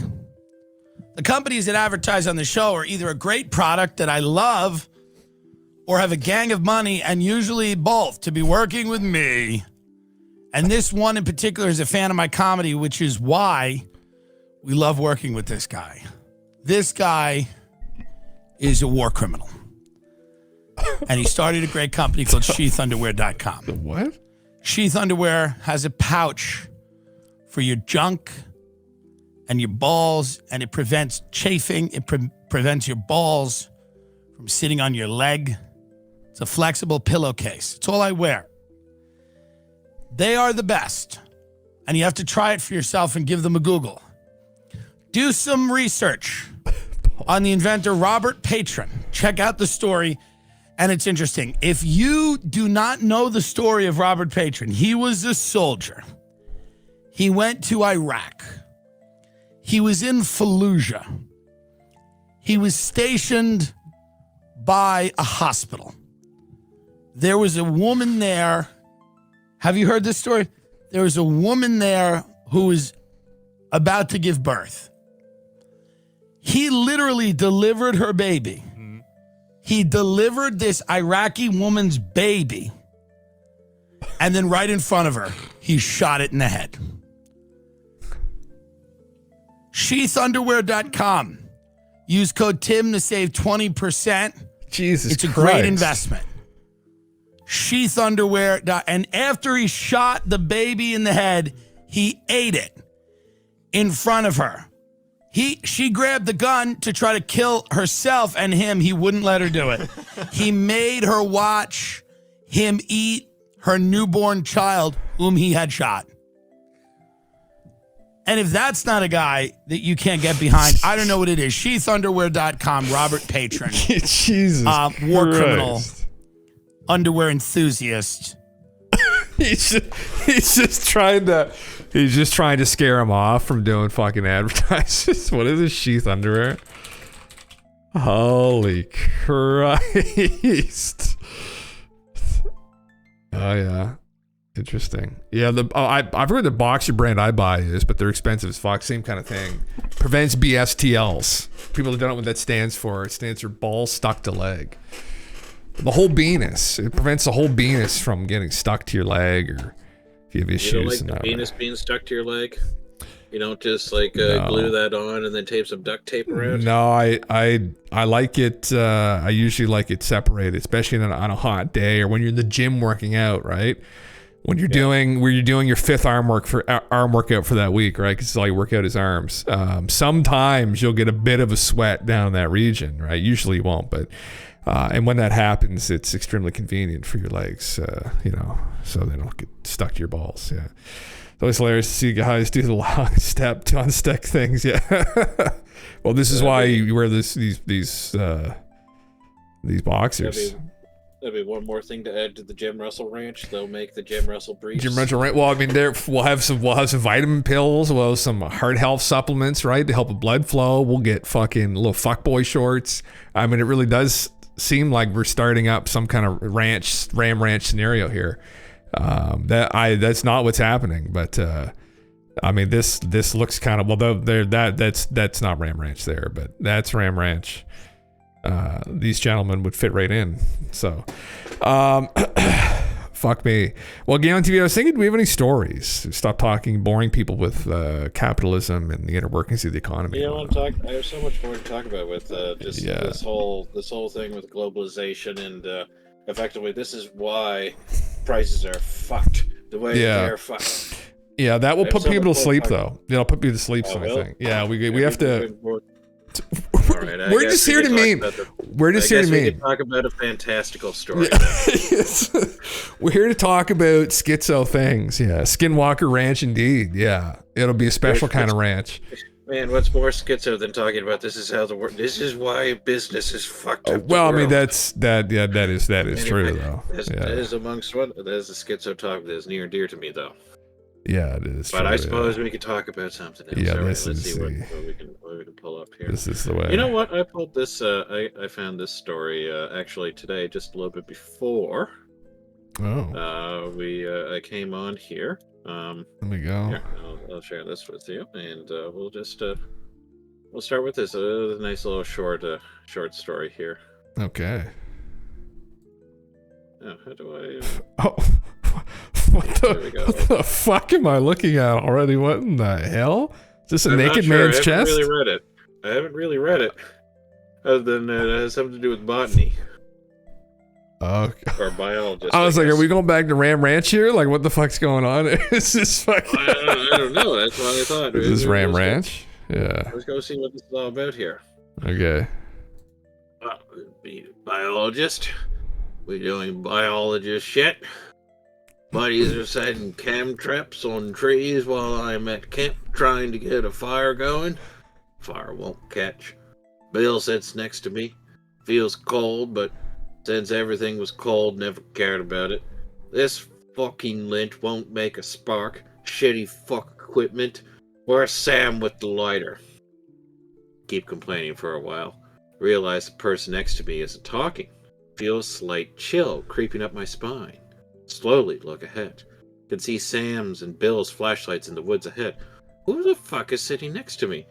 Turn around, all I see is something black. Nope! Walk up next day. Sam and Bill are standing on top of me, white as milk. I'm lying in the middle of the ground, a little bit away from the camp. They said they heard screaming, and when they came, I was nowhere to be seen. I'd spent the whole night looking for them, shouting, yelling. All they got in response was a deep grunt. Tried to get up, pain everywhere. My face when this is what I looked like when they tore my shirt off. My face when I had torn both my pectorials as I was trying to push or fight something away, to the point where the muscle tore. I broke 5 ribs and a clavic. My face when I'm never doing field trip work again. My face when every night I nope at the slightest feel of something brushing up against me. So, this is Fort Campbell in Tennessee. This figure was captured on video in the same area by YouTube user James Jones. I named it Horned Man, but it could just be a bunch of trees. Now that you told your story, it made me think of it. Coincidence? Or do we have a real thing here? If it was a bear, you wouldn't be here to post that story, just saying. I wonder if that's where were you in this happening? At Fort Campbell, Tennessee. And he sent it was James Jones. Okay. I wonder if we can watch the video.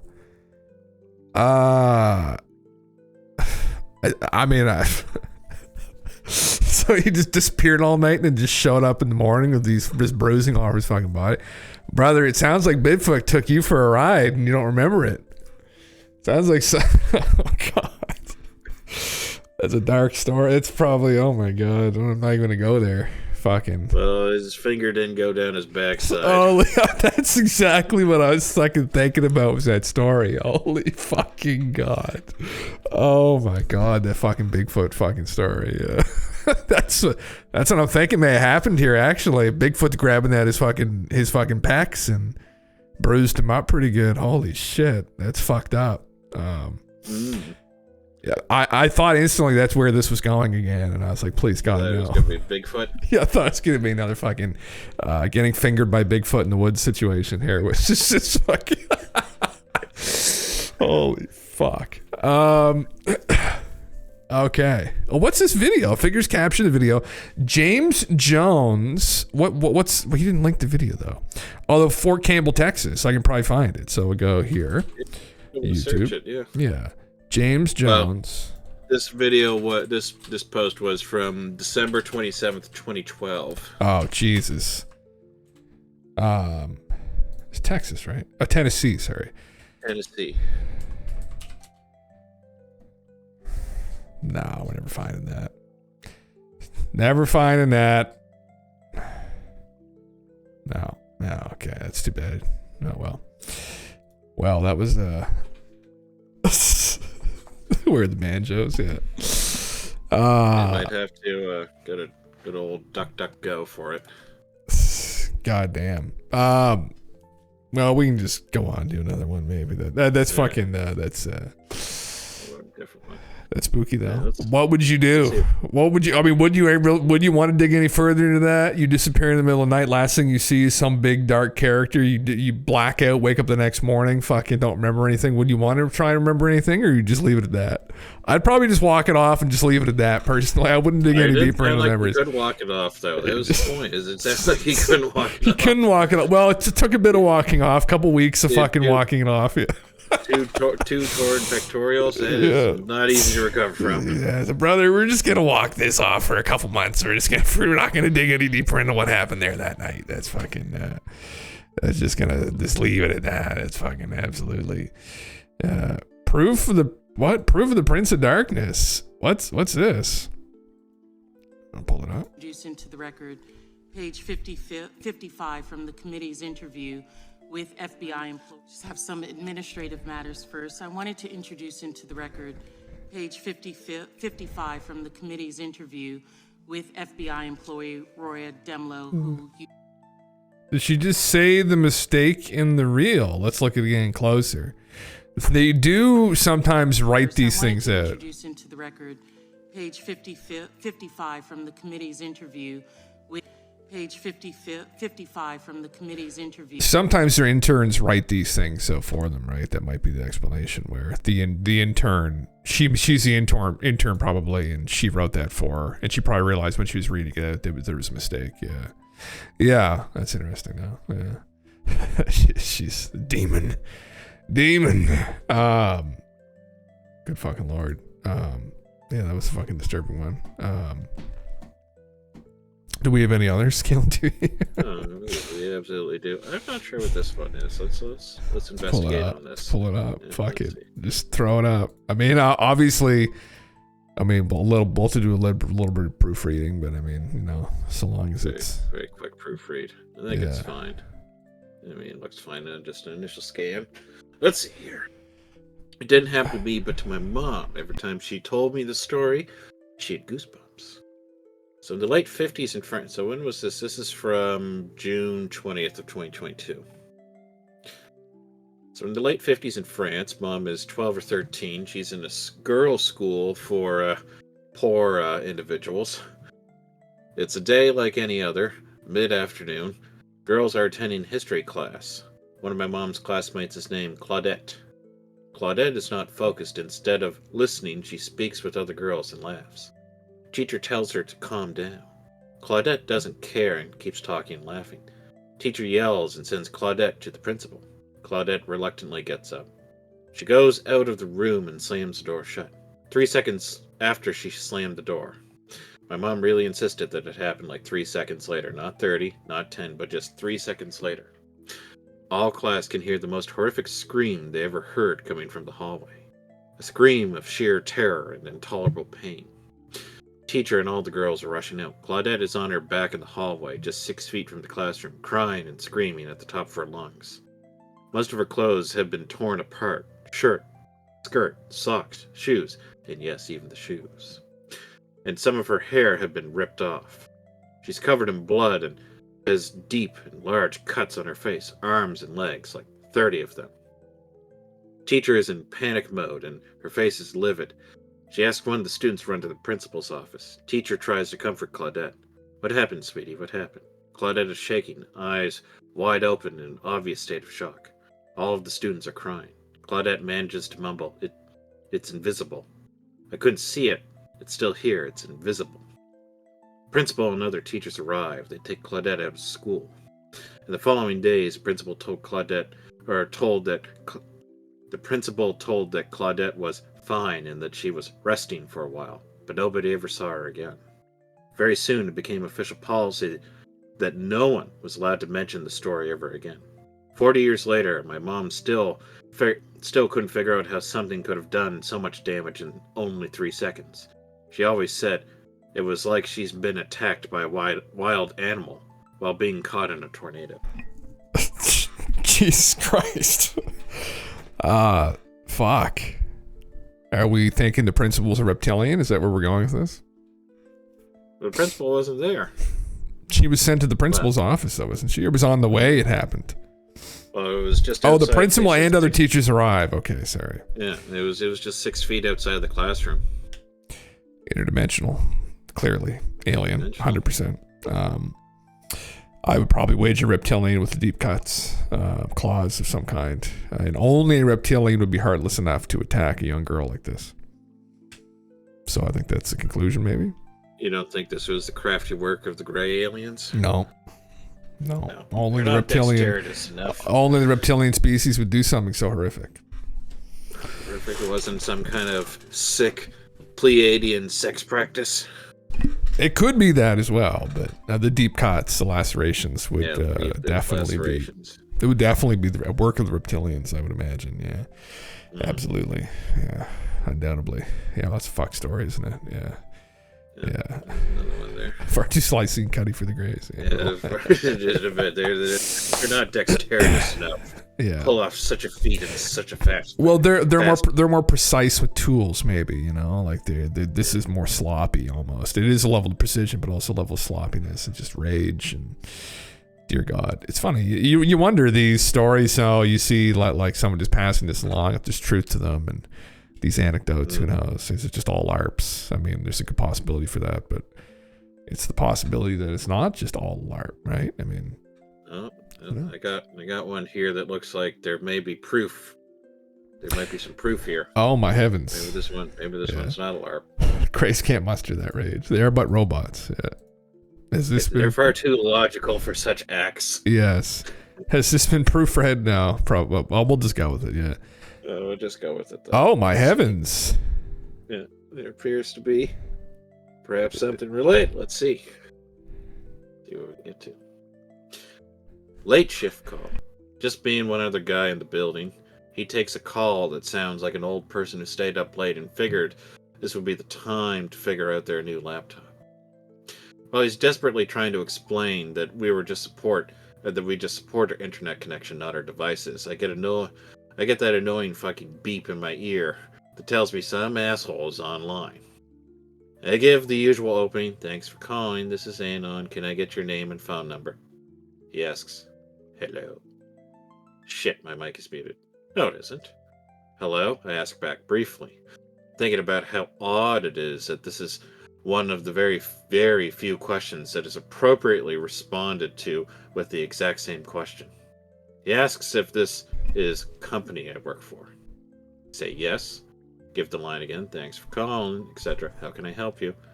He says none of his electronics are working and he thinks it's the internet. Ask for his house phone. Gives an area code I don't recognize. Type it in anyway because who am I to question a customer this early in the call? Nothing.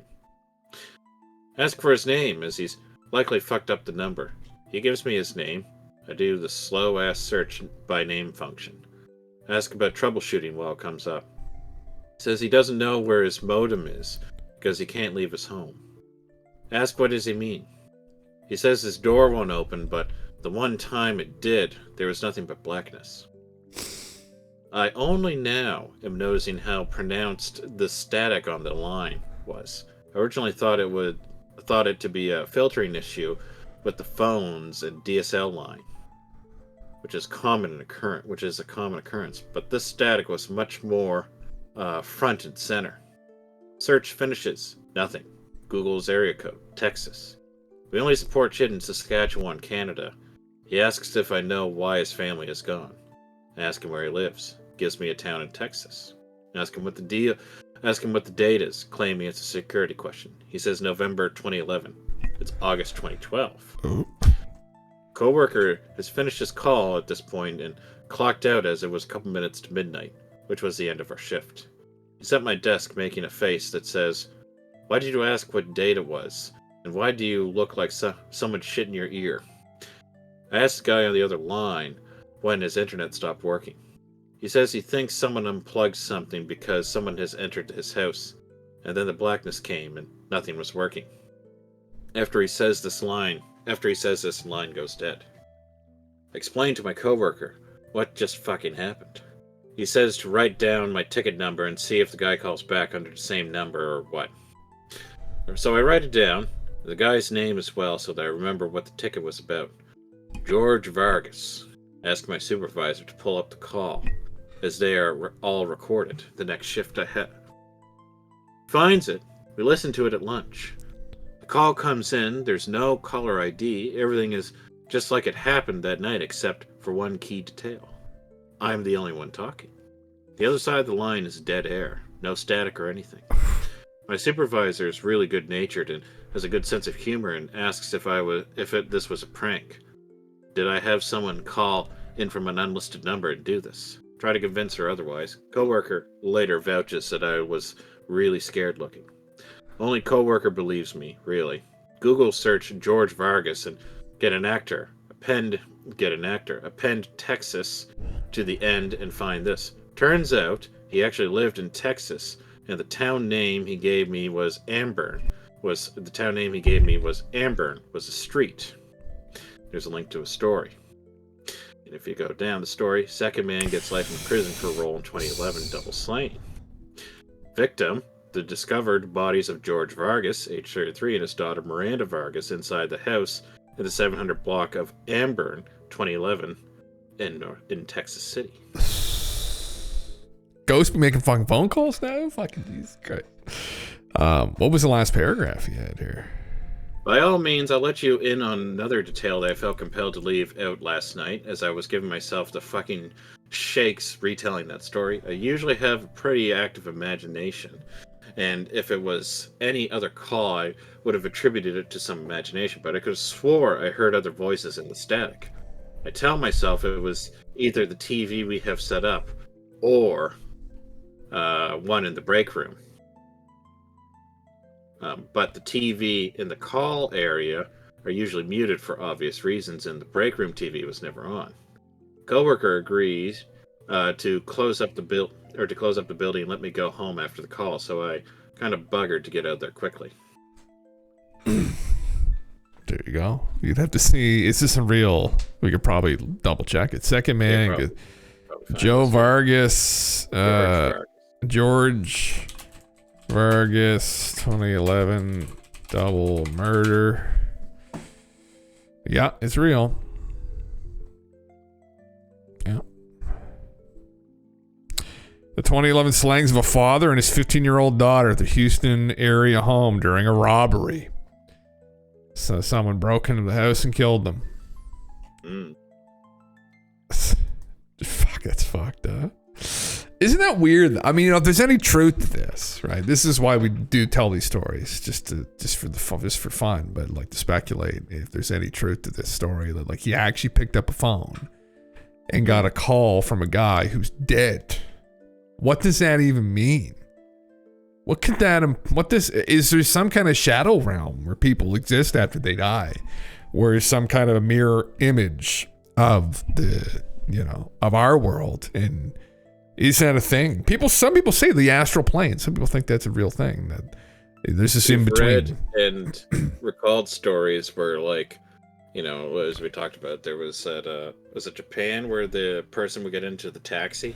Yeah. And whatnot, and that there would be like almost like people that didn't really know they were dead until you kind of brought it to their attention and they were gone. But this was a goddamn phone call. This guy's fucking dialing from the astral plane, fucking for fucking. It gets a call center in Saskatchewan, fucking brother. You're in Texas. Holy fuck? Is he upside down? Only linked into like a couple lines. Yeah, a place that is just as real but not as brightly lit, brother. Yeah. That's fucked. Yeah, I don't know. It's very strange. I mean,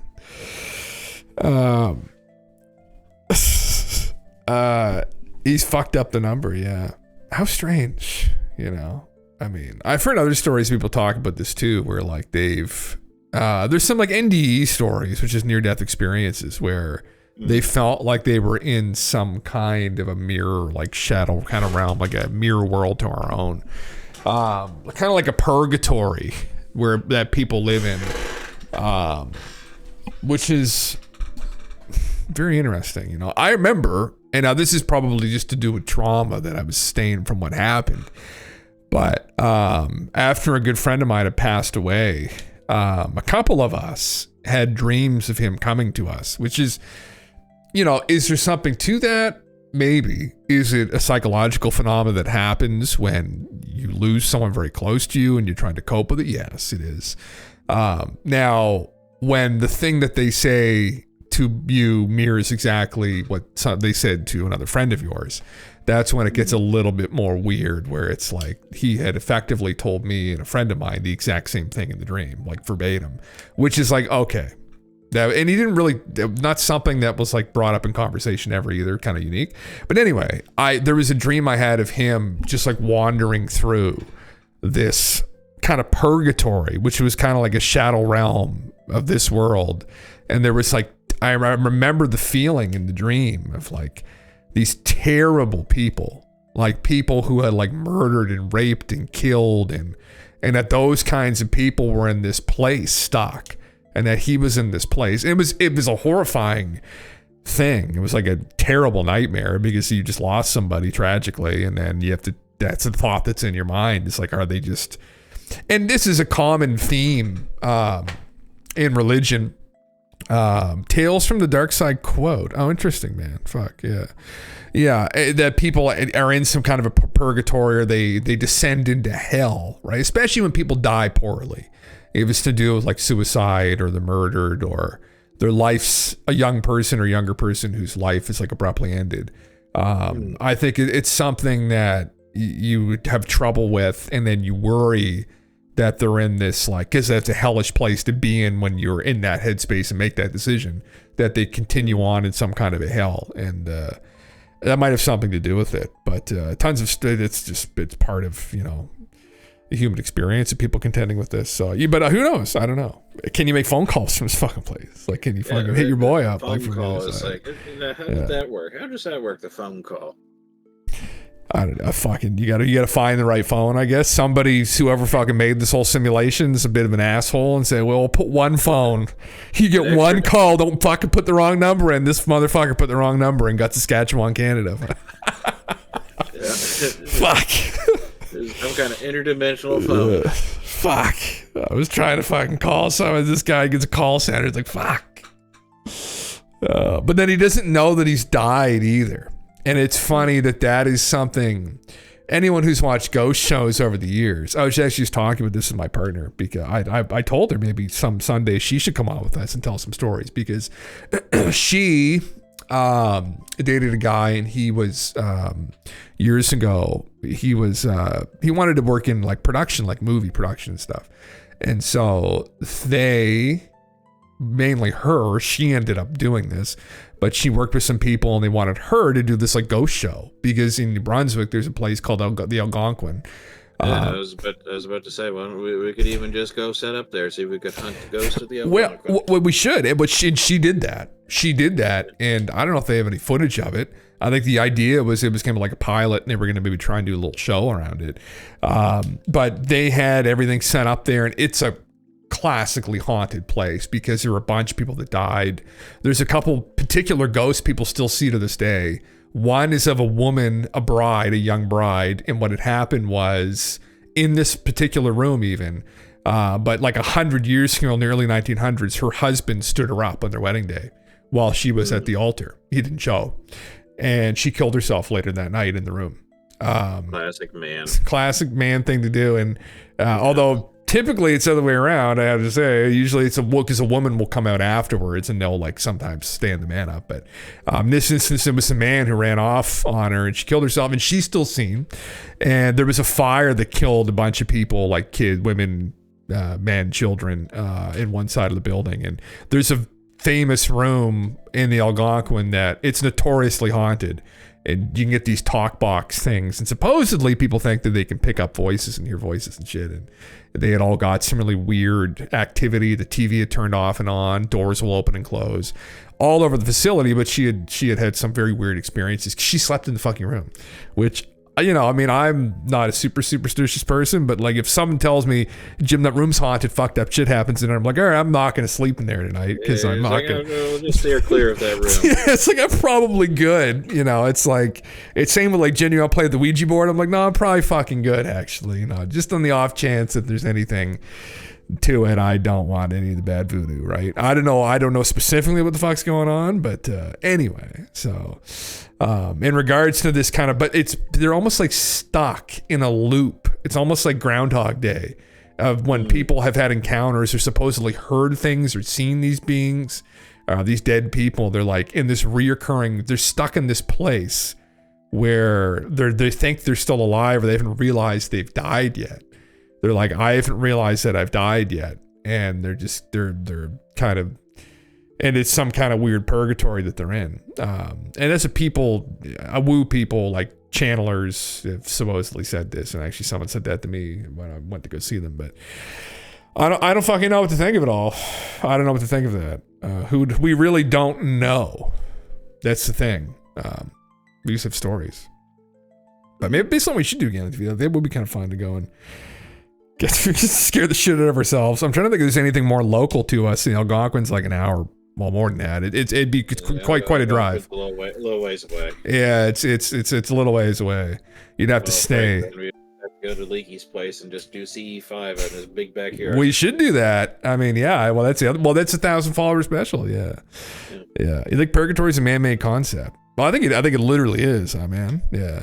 Whether it's something that actually, if a version of it exists out in the world objectively, if there's like some kind of other side of reality, there's only one way we're ever going to know. And guess what? This is kind of a head trip to think about sometimes, but we're all going to find out at one point.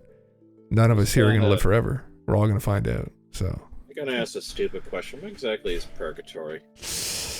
It's this place that you're kind of thrown into, kind of this in between. Let's get a classical definition of it. Because I thought purgatory was the area that was like the realm that was like between heaven and hell, where it was just nothing. Well, no. So a state in which the souls of those who have died in grace must expiate their sins. A place or condition of suffering, expiation, or remorse. A purgatory of drug use. So it's this place that it's this in between is what it's considered as, and that you're stuck in this place until you expel your sins or confess your sins or come to terms with yourselves or your sins or come to terms with the fact you're dead first and foremost, and then how you died, why you died, did you live a good life, did you sin, and you're going to be stuck in purgatory until you confess your sins, and then you'll be judged. And if depending upon how you're judged, you'll go to heaven or hell is typically where it's going. But yeah, I thought it was just like effectively the state of existing in a state of nothingness, where you go, it's not great, but it's not bad though either. It's just it might be so. Maybe it's been used in that way. Traditionally, it's like in this in-between state, I think. I think there's a really old episode of Family Guy that made a joke about that, where they said they went on vacation to purgatory. They're just like, it's okay, I guess. It's just nothing. Well, you're just stuck there, yeah. And maybe traditionally that's like what it would be considered as, like from a religious context. But it's this. I would interpret it as, and it is kind of interpreted as this in between place of kind of suffering where you've got to cleanse yourself. Slightly off topic, for an interesting take on purgatory hell, a good short novel is A Short Stay in Hell. Oh, thanks, man. Yeah, interesting. Yeah, keep that in mind. Yeah. Interesting. Yeah. I actually, speaking of which, just bought today Jordan Peterson's new book. I had bought the 12 Rules for Life years ago, and it's He Who Wrestles with God, I think is what it's titled. Here's a second. Not Clean the Room in extended edition. Yeah. Really get the dust between the floorboards. Wrestles with God. He's become a meme, hasn't he? He Who Wrestles with God, Jordan Peterson. He's a very wise person, though. Yeah. The cleaning the room thing is legit, where you want to have create some kind of order to effectively, if you can't create order in like the space where you spend most of your time, albeit sleeping, it's like how can you manage to like create a sense of order like in the other aspects of your life, I think is what he's going for, but that's a guess. Yeah. A Catholic doctrine, you're right, Shadows. Actually, it is the boy yourself. You should purgatory. I'm not an expert in all things religious in nature, but I do. Hence, this book here. As a Protestant, I would have no information about that. Well, I guess I am not a Catholic, but I grew up in a household of. You grew up in a Catholic house. I grew up in a Protestant house. Thank you very much. Yeah, a bunch of Irish Catholics is who I grew up with. So.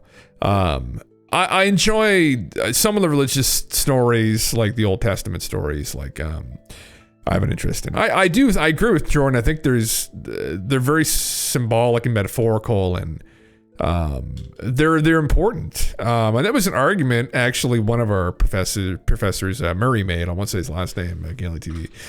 I took a class with him. I forget what it was on specifically, but he talked. Someone had gotten into an argument with him who was like an atheist, and they talked about the Bible's all bullshit and whatnot. And he kind of gone on a rant about how important of a text it was and is. And I mean, taking it literally is. What an edgelord. Yeah. Yeah, well, it's just typical kind of people you get. They're like, I'm gonna. They tip his fedora. With Oh his yeah, trench coat. I know. It's literally the fucking. It's like holy fucking Christ. It's like but I enjoy the stories. I enjoy the Exodus, the story now for different reasons. I mean, Jordan kind of looks at it again metaphorically.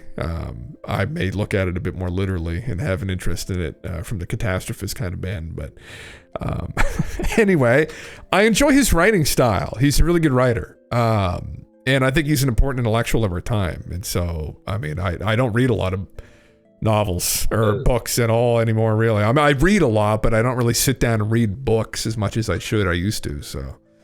Yeah, we read like just hot takes on the internet about particular fields. SKIZ0 stories. I mean, I'll still go through, like with ChatGPT, I was going through Wittgenstein's literature again, his works, his philosophies. That's something I like to do kind of in my spare time is kind of... He did the Tractatus, right? That was him? Yes, the Tractatus, yeah. And just kind of familiarize myself again with them and their concepts and whatnot, and how important he was among many other philosophers in philosophy. But Jordan Peters is in and of himself a philosopher. His background is a clinical psychologist, but he's a very philosophical individual, and I think an important intellectual. I don't agree with everything that he says. I don't agree with his stances on everything, but you're not going to agree with anyone. Right, the same way he talks. Now, we wrestle with God, okay? And, it's good because we need to wrestle with God, that's for sure. And, God represents order. And by wrestling against him, we're chaos. And that's bad, okay? Yeah. Will we wrestle with him naked, or will we ever close on? Is that something I should ask him on Twitter? My whole impression is based off Harry Calvarium's impression. Oh god, yeah, he's he's got it down to the T.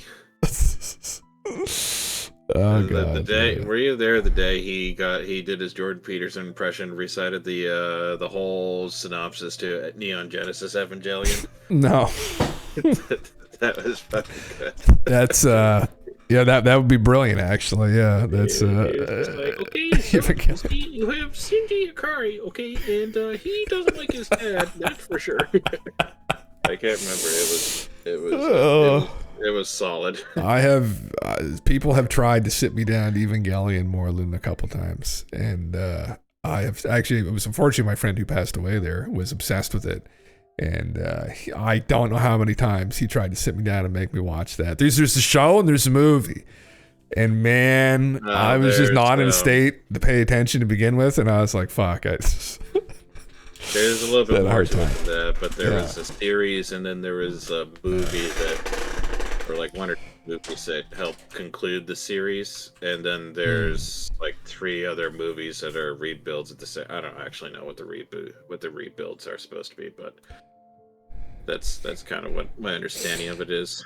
Yeah, it's I don't know, but yeah, Shadows, I agree. I don't really the whole Catholic religion is I just oh god, it angers the Vatican in particular. Just angers me.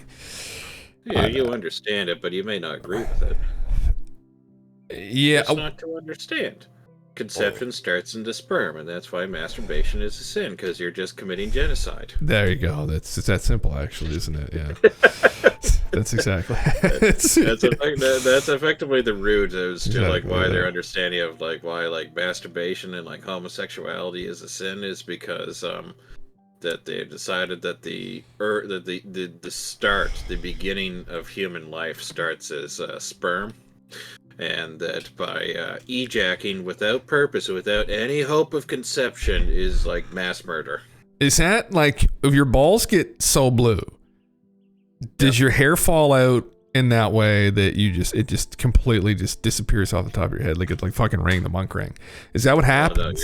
You're effectively are likely supposed to find someone then, and maybe or. Well, at that time, maybe you take no for an answer. Not that I condone that. Yeah. That's essentially where that notion of it being evil is because you're committing murder by emptying the nuts. Yes. Other than with other than the particularly holy place, thine holy place that is accessible. Yeah. But really, for real, they just had wet dreams. Probably is all that would fucking happen at the end of the day, right? Now, is that something that you probably have to go confession for that? Well, no. Well, I go into confession and be like, Father, how wet are your sheets? Like, how blue are your balls? And it'd be real with me. I'd be like, Father, well, isn't that fucking weird? I mean, it is the whole thing just fucking weird, man. It's just a cult. It was our mutual professor. We had that's where I learned that from. Was he was telling us about that, and because there was kind of like the discussion was like, is there any time where it's like acceptable to abort? Or to have like a abortion. Yeah. And it was in a healthcare ethics class, and I think there were a couple memes that came out of that class. Oh yeah. One was let me see if I could let me think about how I could tell this. There was a discussion, and was one of the discussions was there was somebody that you would say that there was an individual that was making a claim, and their claim was that 2 generations ago, their grandmother was sexually assaulted as a child. Oh. And that because their grandmother had been sexually assaulted as a child, they themselves deserve compensation for it. And then you'd say that, so, like, should they be given compensation for it because their family had suffered as a result? But the actual individual seeking compensation for it, nothing actually happened to them. Man, there were some people that got triggered from that, from that statement. I can imagine. Yeah, there's, but that was, kind of like the origin of that argument was kind of like Canada's deal with like Indigenous peoples. Yeah. And that it was said, okay, well, it was like several generations ago, there was like a genocide of the Indigenous peoples that were in the area. So do we owe it to those Indigenous people that are living now compensation now for something that had happened hundreds of years ago? And you would say, most people right now would say the answer is yes. But if you have it in the context of that argument, it seems kind of weird that you would have that this person, their grandmother was raped, so they should get compensation, not the grandmother. The person in front of you whose grandchild it was should get compensation. And that was kind of like where the argument stemmed from. He was trying to logically go through reparations and stuff. Like, yeah, it was. There was Christ, like, there was like 1 or 2 people in the class that just were not having it. Oh, man, it's like you gotta be careful with some of those arguments. Someone who's not really gonna think it through is gonna hit you in the back of the head with a fucking book. You're gonna hit the floor. Yeah, I know he would like to do that. Yeah. Well, he was. This was a student. There was a student. This wasn't. The it professor. was a student that did that. That came up with this. Oh, I thought he did. Okay. No, once someone started yelling at him, he was like, "Oh, okay, all right, let's just calm down." But no, well, he let him go through the thought process. He didn't counterpoint. He was just letting people talk. Yeah. That and the other one was there was one guy in our class that said that to him, the person is not considered a person until they're fully out of the womb, like into the world, and that before then they would not be considered like a person. So the argument is that while someone is pregnant, should they effectively do everything in their power to have the baby be healthy? Because you could argue that I think it's in Canada, the law is that someone else effectively can't piggyback off the well-being of your own life so that they can live. Meaning that you have no right to effectively you have the right to do with your body as you see fit in spite of like someone else that might be effectively needing your body for literal sustenance or literally to sustain their life. Yeah. So That was the thought. Anyway, that's a touchy subject. Oh, it's Parasite. Yeah, it's an extremely touchy subject. Well, I think it's. Me, I just started riffing there. Well, no. I mean, when it comes to Catholics and fundamentally religious people, too, Christians, where they oppose any form of abortion whatsoever, because they think that, like, essentially at conception, the child is born and the soul attaches to the baby, and that you're killing a person by, in some instances, just jacking off. You're potentially killing people. That's when the person's soul exists is in the form of a semen drop in your balls. Yeah, there are billions of people. Yeah, Edge, what's up, man? So then, yeah, aborting a baby under any situation is a form of murder. And now masturbation is a form. It would be considered. That's why it's considered a form yes, of murder. Yes, mass genocide. Yeah. But obviously that's ridiculous. Population of you. But for instance, the problem they run into is in instances where maybe like a woman is raped by a terrible person and impregnated by her rapists, and she obviously doesn't want to carry that gene pool forward. She wants to end it, and they think, well, no, sorry. It's like there isn't room for like contextual or situational like specifics. No, and they're just all or none. They're just dogmatically in on that, and it's like no. And this is an ongoing problem in the States, I guess, right?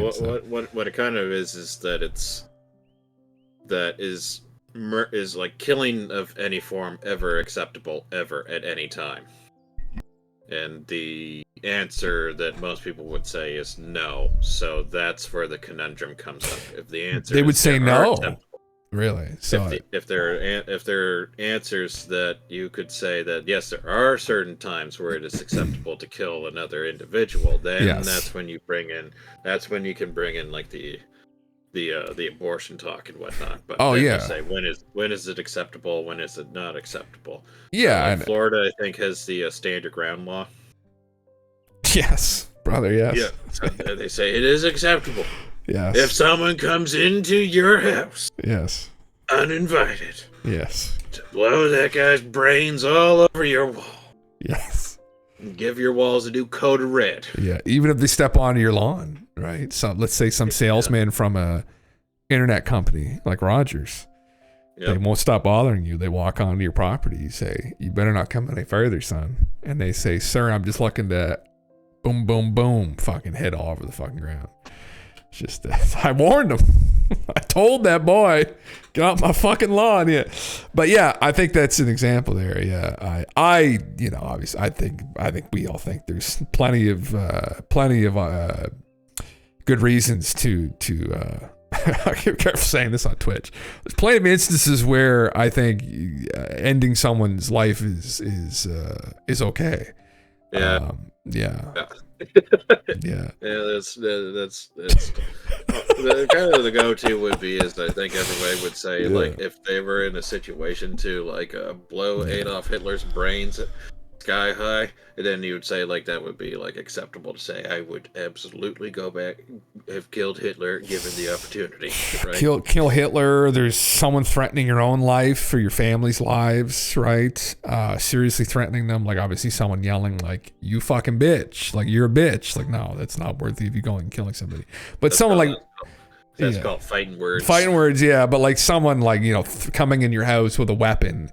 And to do harm and you have a family, like no, I am of the believe that if anybody comes into your home with a weapon like that, soon as they set it through the fucking front door, they've already set the grounds to, like they've made their bed, right? So and I think that's why in Canada our laws are very dubious when it comes to defending yourself. Going back, that was actually my joke about girls giving head and then swallowing afterwards. That they used to call them. They used to say, "Well, isn't that an act of cannibalism?" Yeah, I guess. Mass cannibalism, genocide. It's like the rapper saying the song is "Swallowing My Babies." Oh Jesus Christ!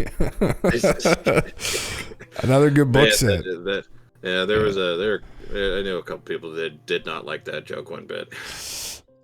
Oh, well, yeah. Oh, no. I mean, it's fine with me. I mean, you know, we've heard way worse jokes, you know. Yeah. This is Harry Potter's? Harry Potter books are set in hell, really. Harry, and you don't like Hagrid. And Is that where Hogwarts is? Is that was in one of the layers of hell? Set in hell. That would make a lot of sense. Ex-UK Labour MP arrested in pedophile sting months after party suspension. Fucking pedophiles, man. They're everywhere, yeah. Again, someone else said would probably be, yeah. Yeah, I've had an encounter with a homeless schizo man here on Twitch. He was AF a meme in the community, but he believed that swallowing cum was cannibalism. He was super dogmatic about it, too.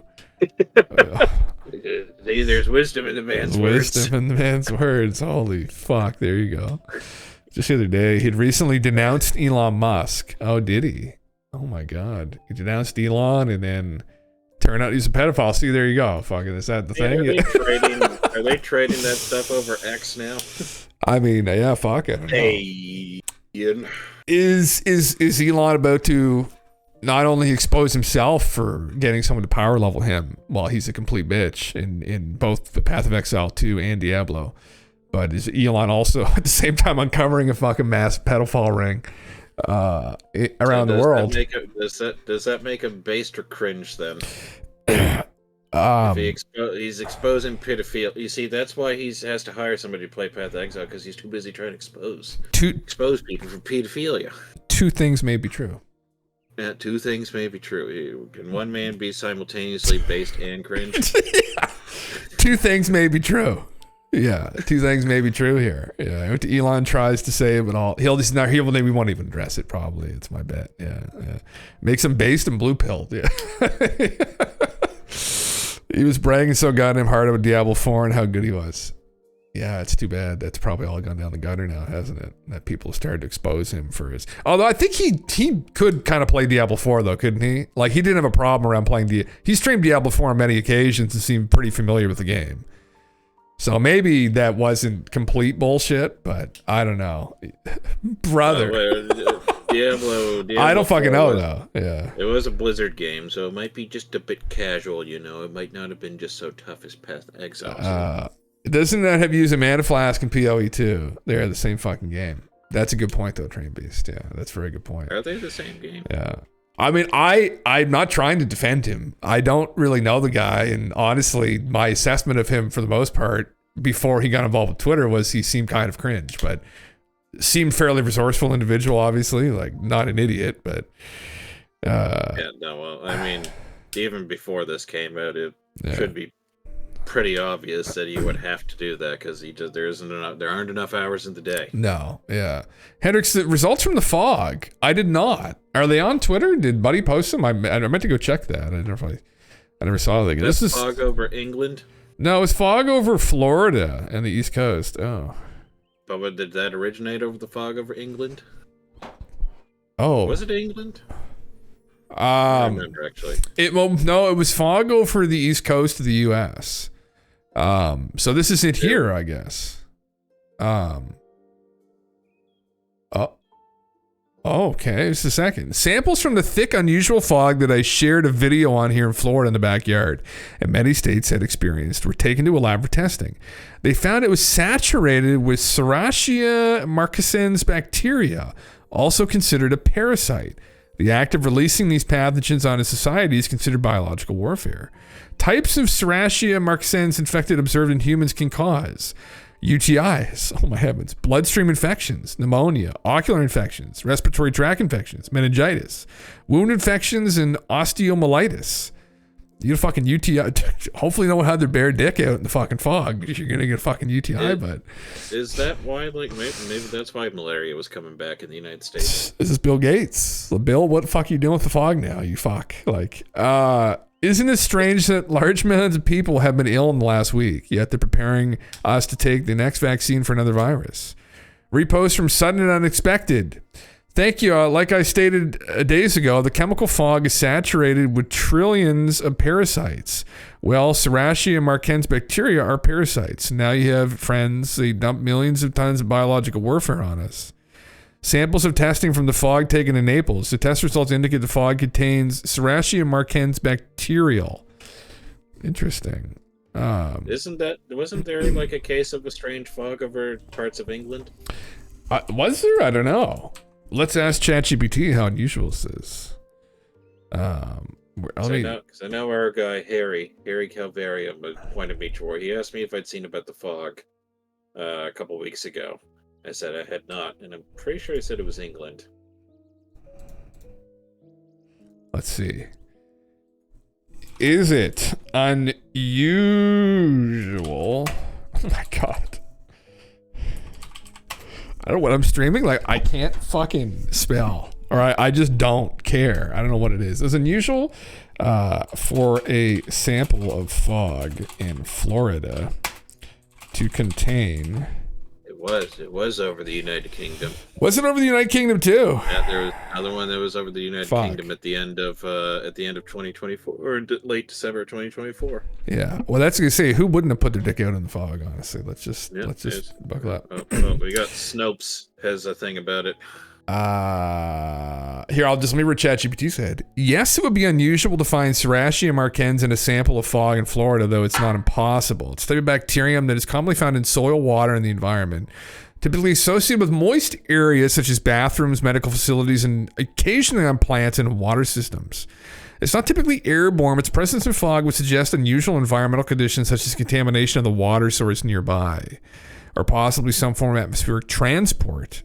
Some form of atmospheric transport. Could this,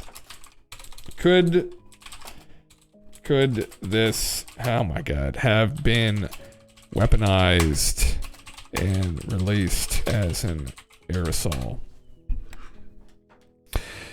It could theoretically be weaponized and released as an aerosol, but there are several important factors to consider. Serratia marcens was used in a controversial biological warfare test by U.S. military during Operation Sea Spray. Okay, so I don't think this might not be real. Yeah. That's not that it might be real, but this was the Operation Sea Spray thing, right? Okay, so they did this during Sea Spray. So they're saying that the fog recently contained this as well. Let me see. Where was that guy he had the lab? There was a guy, I found him. He had the fucking Ferrari in his profile picture. And he said he was sending it to the lab and was going to test it. Like, that was the guy I would, if we could find him, he would be the fucking guy. I don't think I followed him either. I probably liked his post. I could go through the like post and go way back, but yeah. I feel like it's so stupid. Probably just contaminated sample. Yeah. I mean, there are parts of this fog that were over the United States, Canada, and England. Back a couple weeks ago. We found a well-documented bacteria that's resistant to multiple drugs and condensation that formed during a very high fog morning in South Florida. Whether it should be there or not is not my expertise. All I can say is we found it. It's very interesting. Okay. Oh my god, well.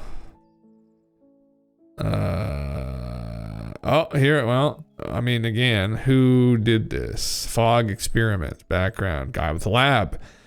I serve as the CEO of a medium-sized medical technology company. This is the guy, I think. We have several core business lines that include molecular infectious disease and blood diagnostics.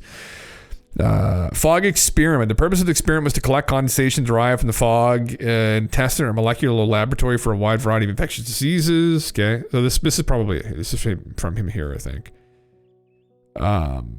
Let's see here. Timeline of events. Okay, 2 additional specimens. Okay, results. What we're looking for. Not received. Operators. Okay, shipment. Okay, the shipment was received. Okay. Okay, so this is who got it, was this guy. Okay, I wonder if they'd linked his page so I can go and see it here. I think they did. Yes, I think it was this dude right here, right referring to his page. Just a guy in Florida with a lab, specialized in infection control and medical tech. I'm pretty sure this is a guy. I think he just changed his fucking profile picture. It must be. Yes, it is. Same guy. Okay, so Serratia marcens bacteria. Oh, that's interesting. Well, I don't know. I mean, if this is true, that's genuinely interesting. In that, now I don't. The weird thing that doesn't make any sense is, so this Serratia marquescens, I'm mispronouncing it, marquescens, however the fuck you say it, was what was used by the military back in the 50s during this operation called Operation Sea Spray, where they released this bacteria as an aerosol over San Francisco to study how biological agents might spread. Now, I think for the most parts, it's harmless when it was disseminated in that way. And the other thing too is it didn't look like a fog. It was you didn't tell it was even in the air. So that doesn't necessarily add up, I guess. The question would be, would this naturally be in the air anyway? If it was detected in fog or other unusual environments, samples, and there were concerns about deliberate serialization, further investigation would be needed. Okay. So to be effectively aerosolized, it would need to be processed and dispersed in a way that allows it to remain viable in the air. This would involve overcoming environmental factors such as UV light from the sun, desiccation, and temperature changes which can kill or inactivate bacteria. Specialized techniques such as encapsulating the bacteria and dispersing them in favorable conditions would be required to achieve a sustained airborne presence. So the only way to go forward, you'd have to get more samples and correlate how much was in there. Like how much did it say? Detections. Each of these 5 panels. Okay, in total 25 molecule tests were performed. Okay, can I open this and get it to be larger size so I can zoom in on it? Fog. Collected. There was no how much of it was found though. Is the other thing you need to know. Like, yeah. A fog would offer some protection both UV and dissection. Yeah, Will, that would make sense. That would follow logically, I guess, wouldn't it? That makes sense. It would be present there. Oh, I think okay. So I think that's it right there. So let's just see copy. Okay. We'll ask ChatGPT. Is the amount of marquescens found here weird? See what it says. It should be able to discern how much is found in that there.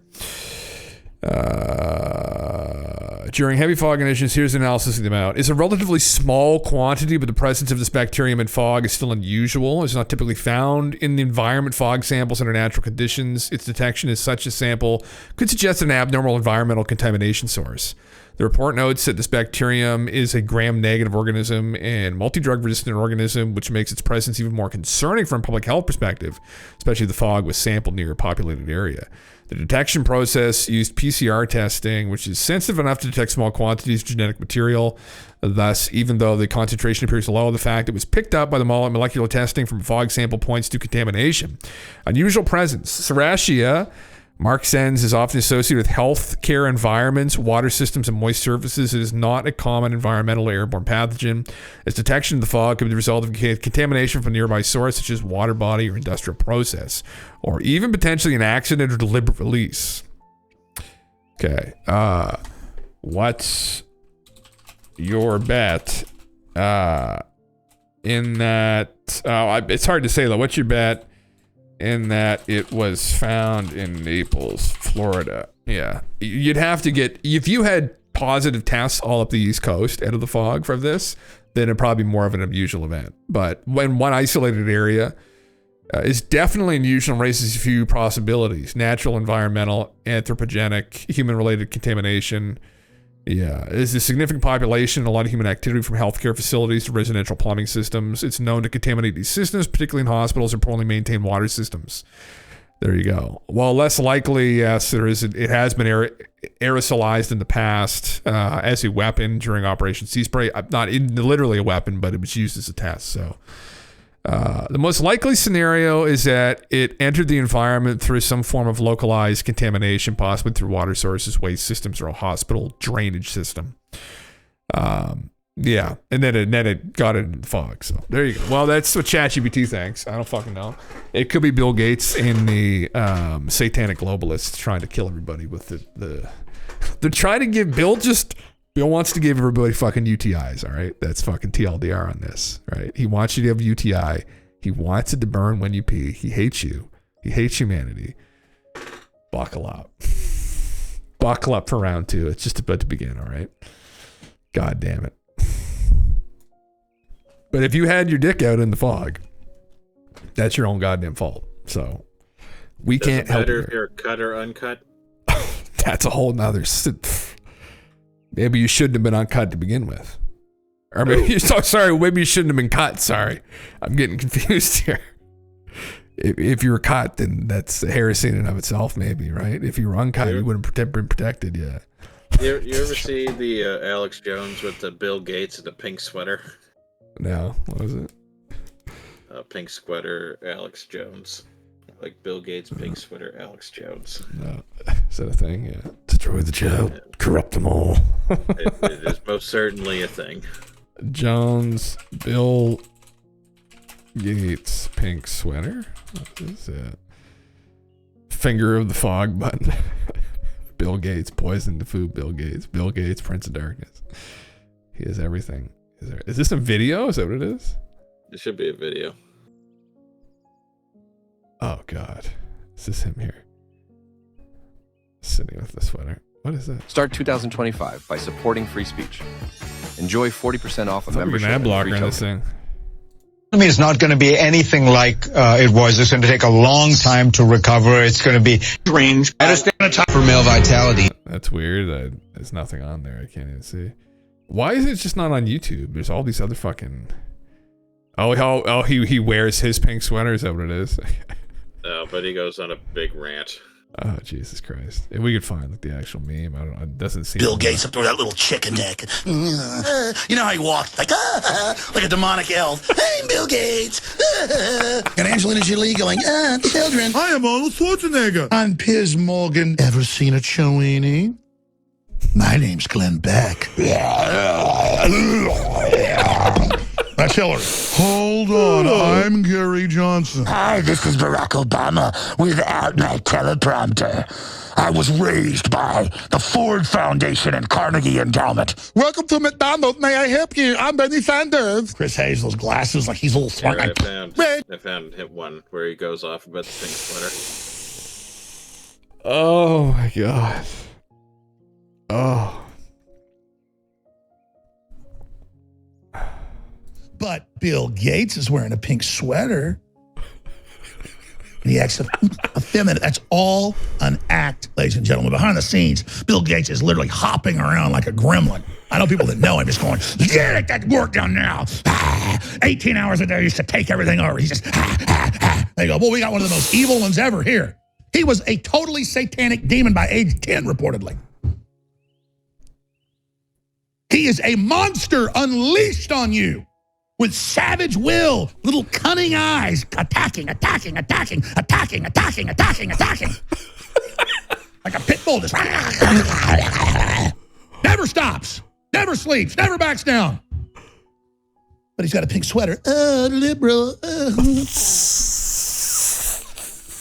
called camouflage. Oh my fucking God. He was in a black uniform with SS twin lightning bolt runes on him. Why, you'd mobilize against him, but there he is. I'm just a nerd who really wants to put things in your body. And did I tell you there's too many people?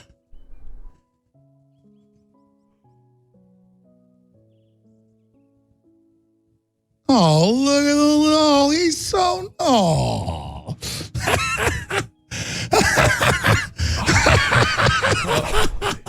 Fuck. So, here's the deal. Bill Gates believes he's a guardian of the earth, but he knows he likes the power over people, and he loves running the orphanages where they test deadly stuff on kids, so they got thrown out of Africa and India. But the lower level people beneath them, they're all like, yes, we have to mitigate the wild human infestation. That's what it's called in the documents. Free roaming humans are the major problem. It's tough, and there's a lot of gallant people against us because they don't understand the larger good. We're doing an emergency triage for the earth. Let's do it. I know there's sterilants in the shots, but we've got to do it for Earth. And Bill Gates like, good job, you understand. By the scenes, he's like, Satan. His wife's wearing... Oh my God. We've got to have a drink with this guy at some point. GALENTV. It needs to be one of the goals of the channel. So we have to sit down and have a drink with Alex. I remember Christ. Remember our guy Harry Calvarium. He was telling me that there was I can't remember what like I think it was like these two YouTube guys or streamer guy, I can't remember. But they were hanging out with Alex Jones for like a week. And it said one of the things they did was they went in like the like the armored car he had. Yes. They went and they were just driving around I think Austin like in that, and it was just dead silent. And then like 20 minutes into it or something, Alex just says, "We're gonna defeat the globalists." And then it was just like another dead silence for like another 20 minutes, and then then it was done. Sounds about right. Holy Christ. All right. Well, anyway. I think that's where we'll call it here this evening anyway. So. Yeah, that seems like a spot to... Holy fucking Christ. Everybody, thank you for coming around. It's good talking with everybody again. Thank you, sir, GALENTV, for coming on. Thanks for having me again. Many memes. I'll be back on tomorrow night at 4 p.m. Eastern. So, yeah. Until then, everybody, listen. Till I find the outro song somewhere in my downloads, which is right there. Take care. We'll see you then.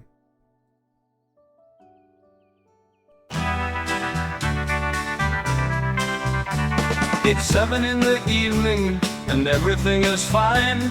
I'm not expecting visitors, so I can stream all night. I'll take my stream deck out from where I'm playing Fortnite. We'll play until the morning. At 3 a.m. we hear him again from the sound of the submarine. It's Jim Russell, the commander of Island 49. The guardian of the ancient keys, the keys of Atlantis mysteries, Atlantean secrets, the keys. My dudes, let's follow in order to let go. Distorted echoes, the mysterious magnetic fields. Atlantean seas, Atlantean seas. We have to swim through the ocean, the periscopic deception. Ancient doorways that tremble before the subterranean castle. He calls us, my dudes, robots and erudites. 'Cause at 3 a.m. we hear him again from the sound of the almond shells. It's Jim Russell, Union leader of Sorceric Knights. And he parts in the breaking dawn.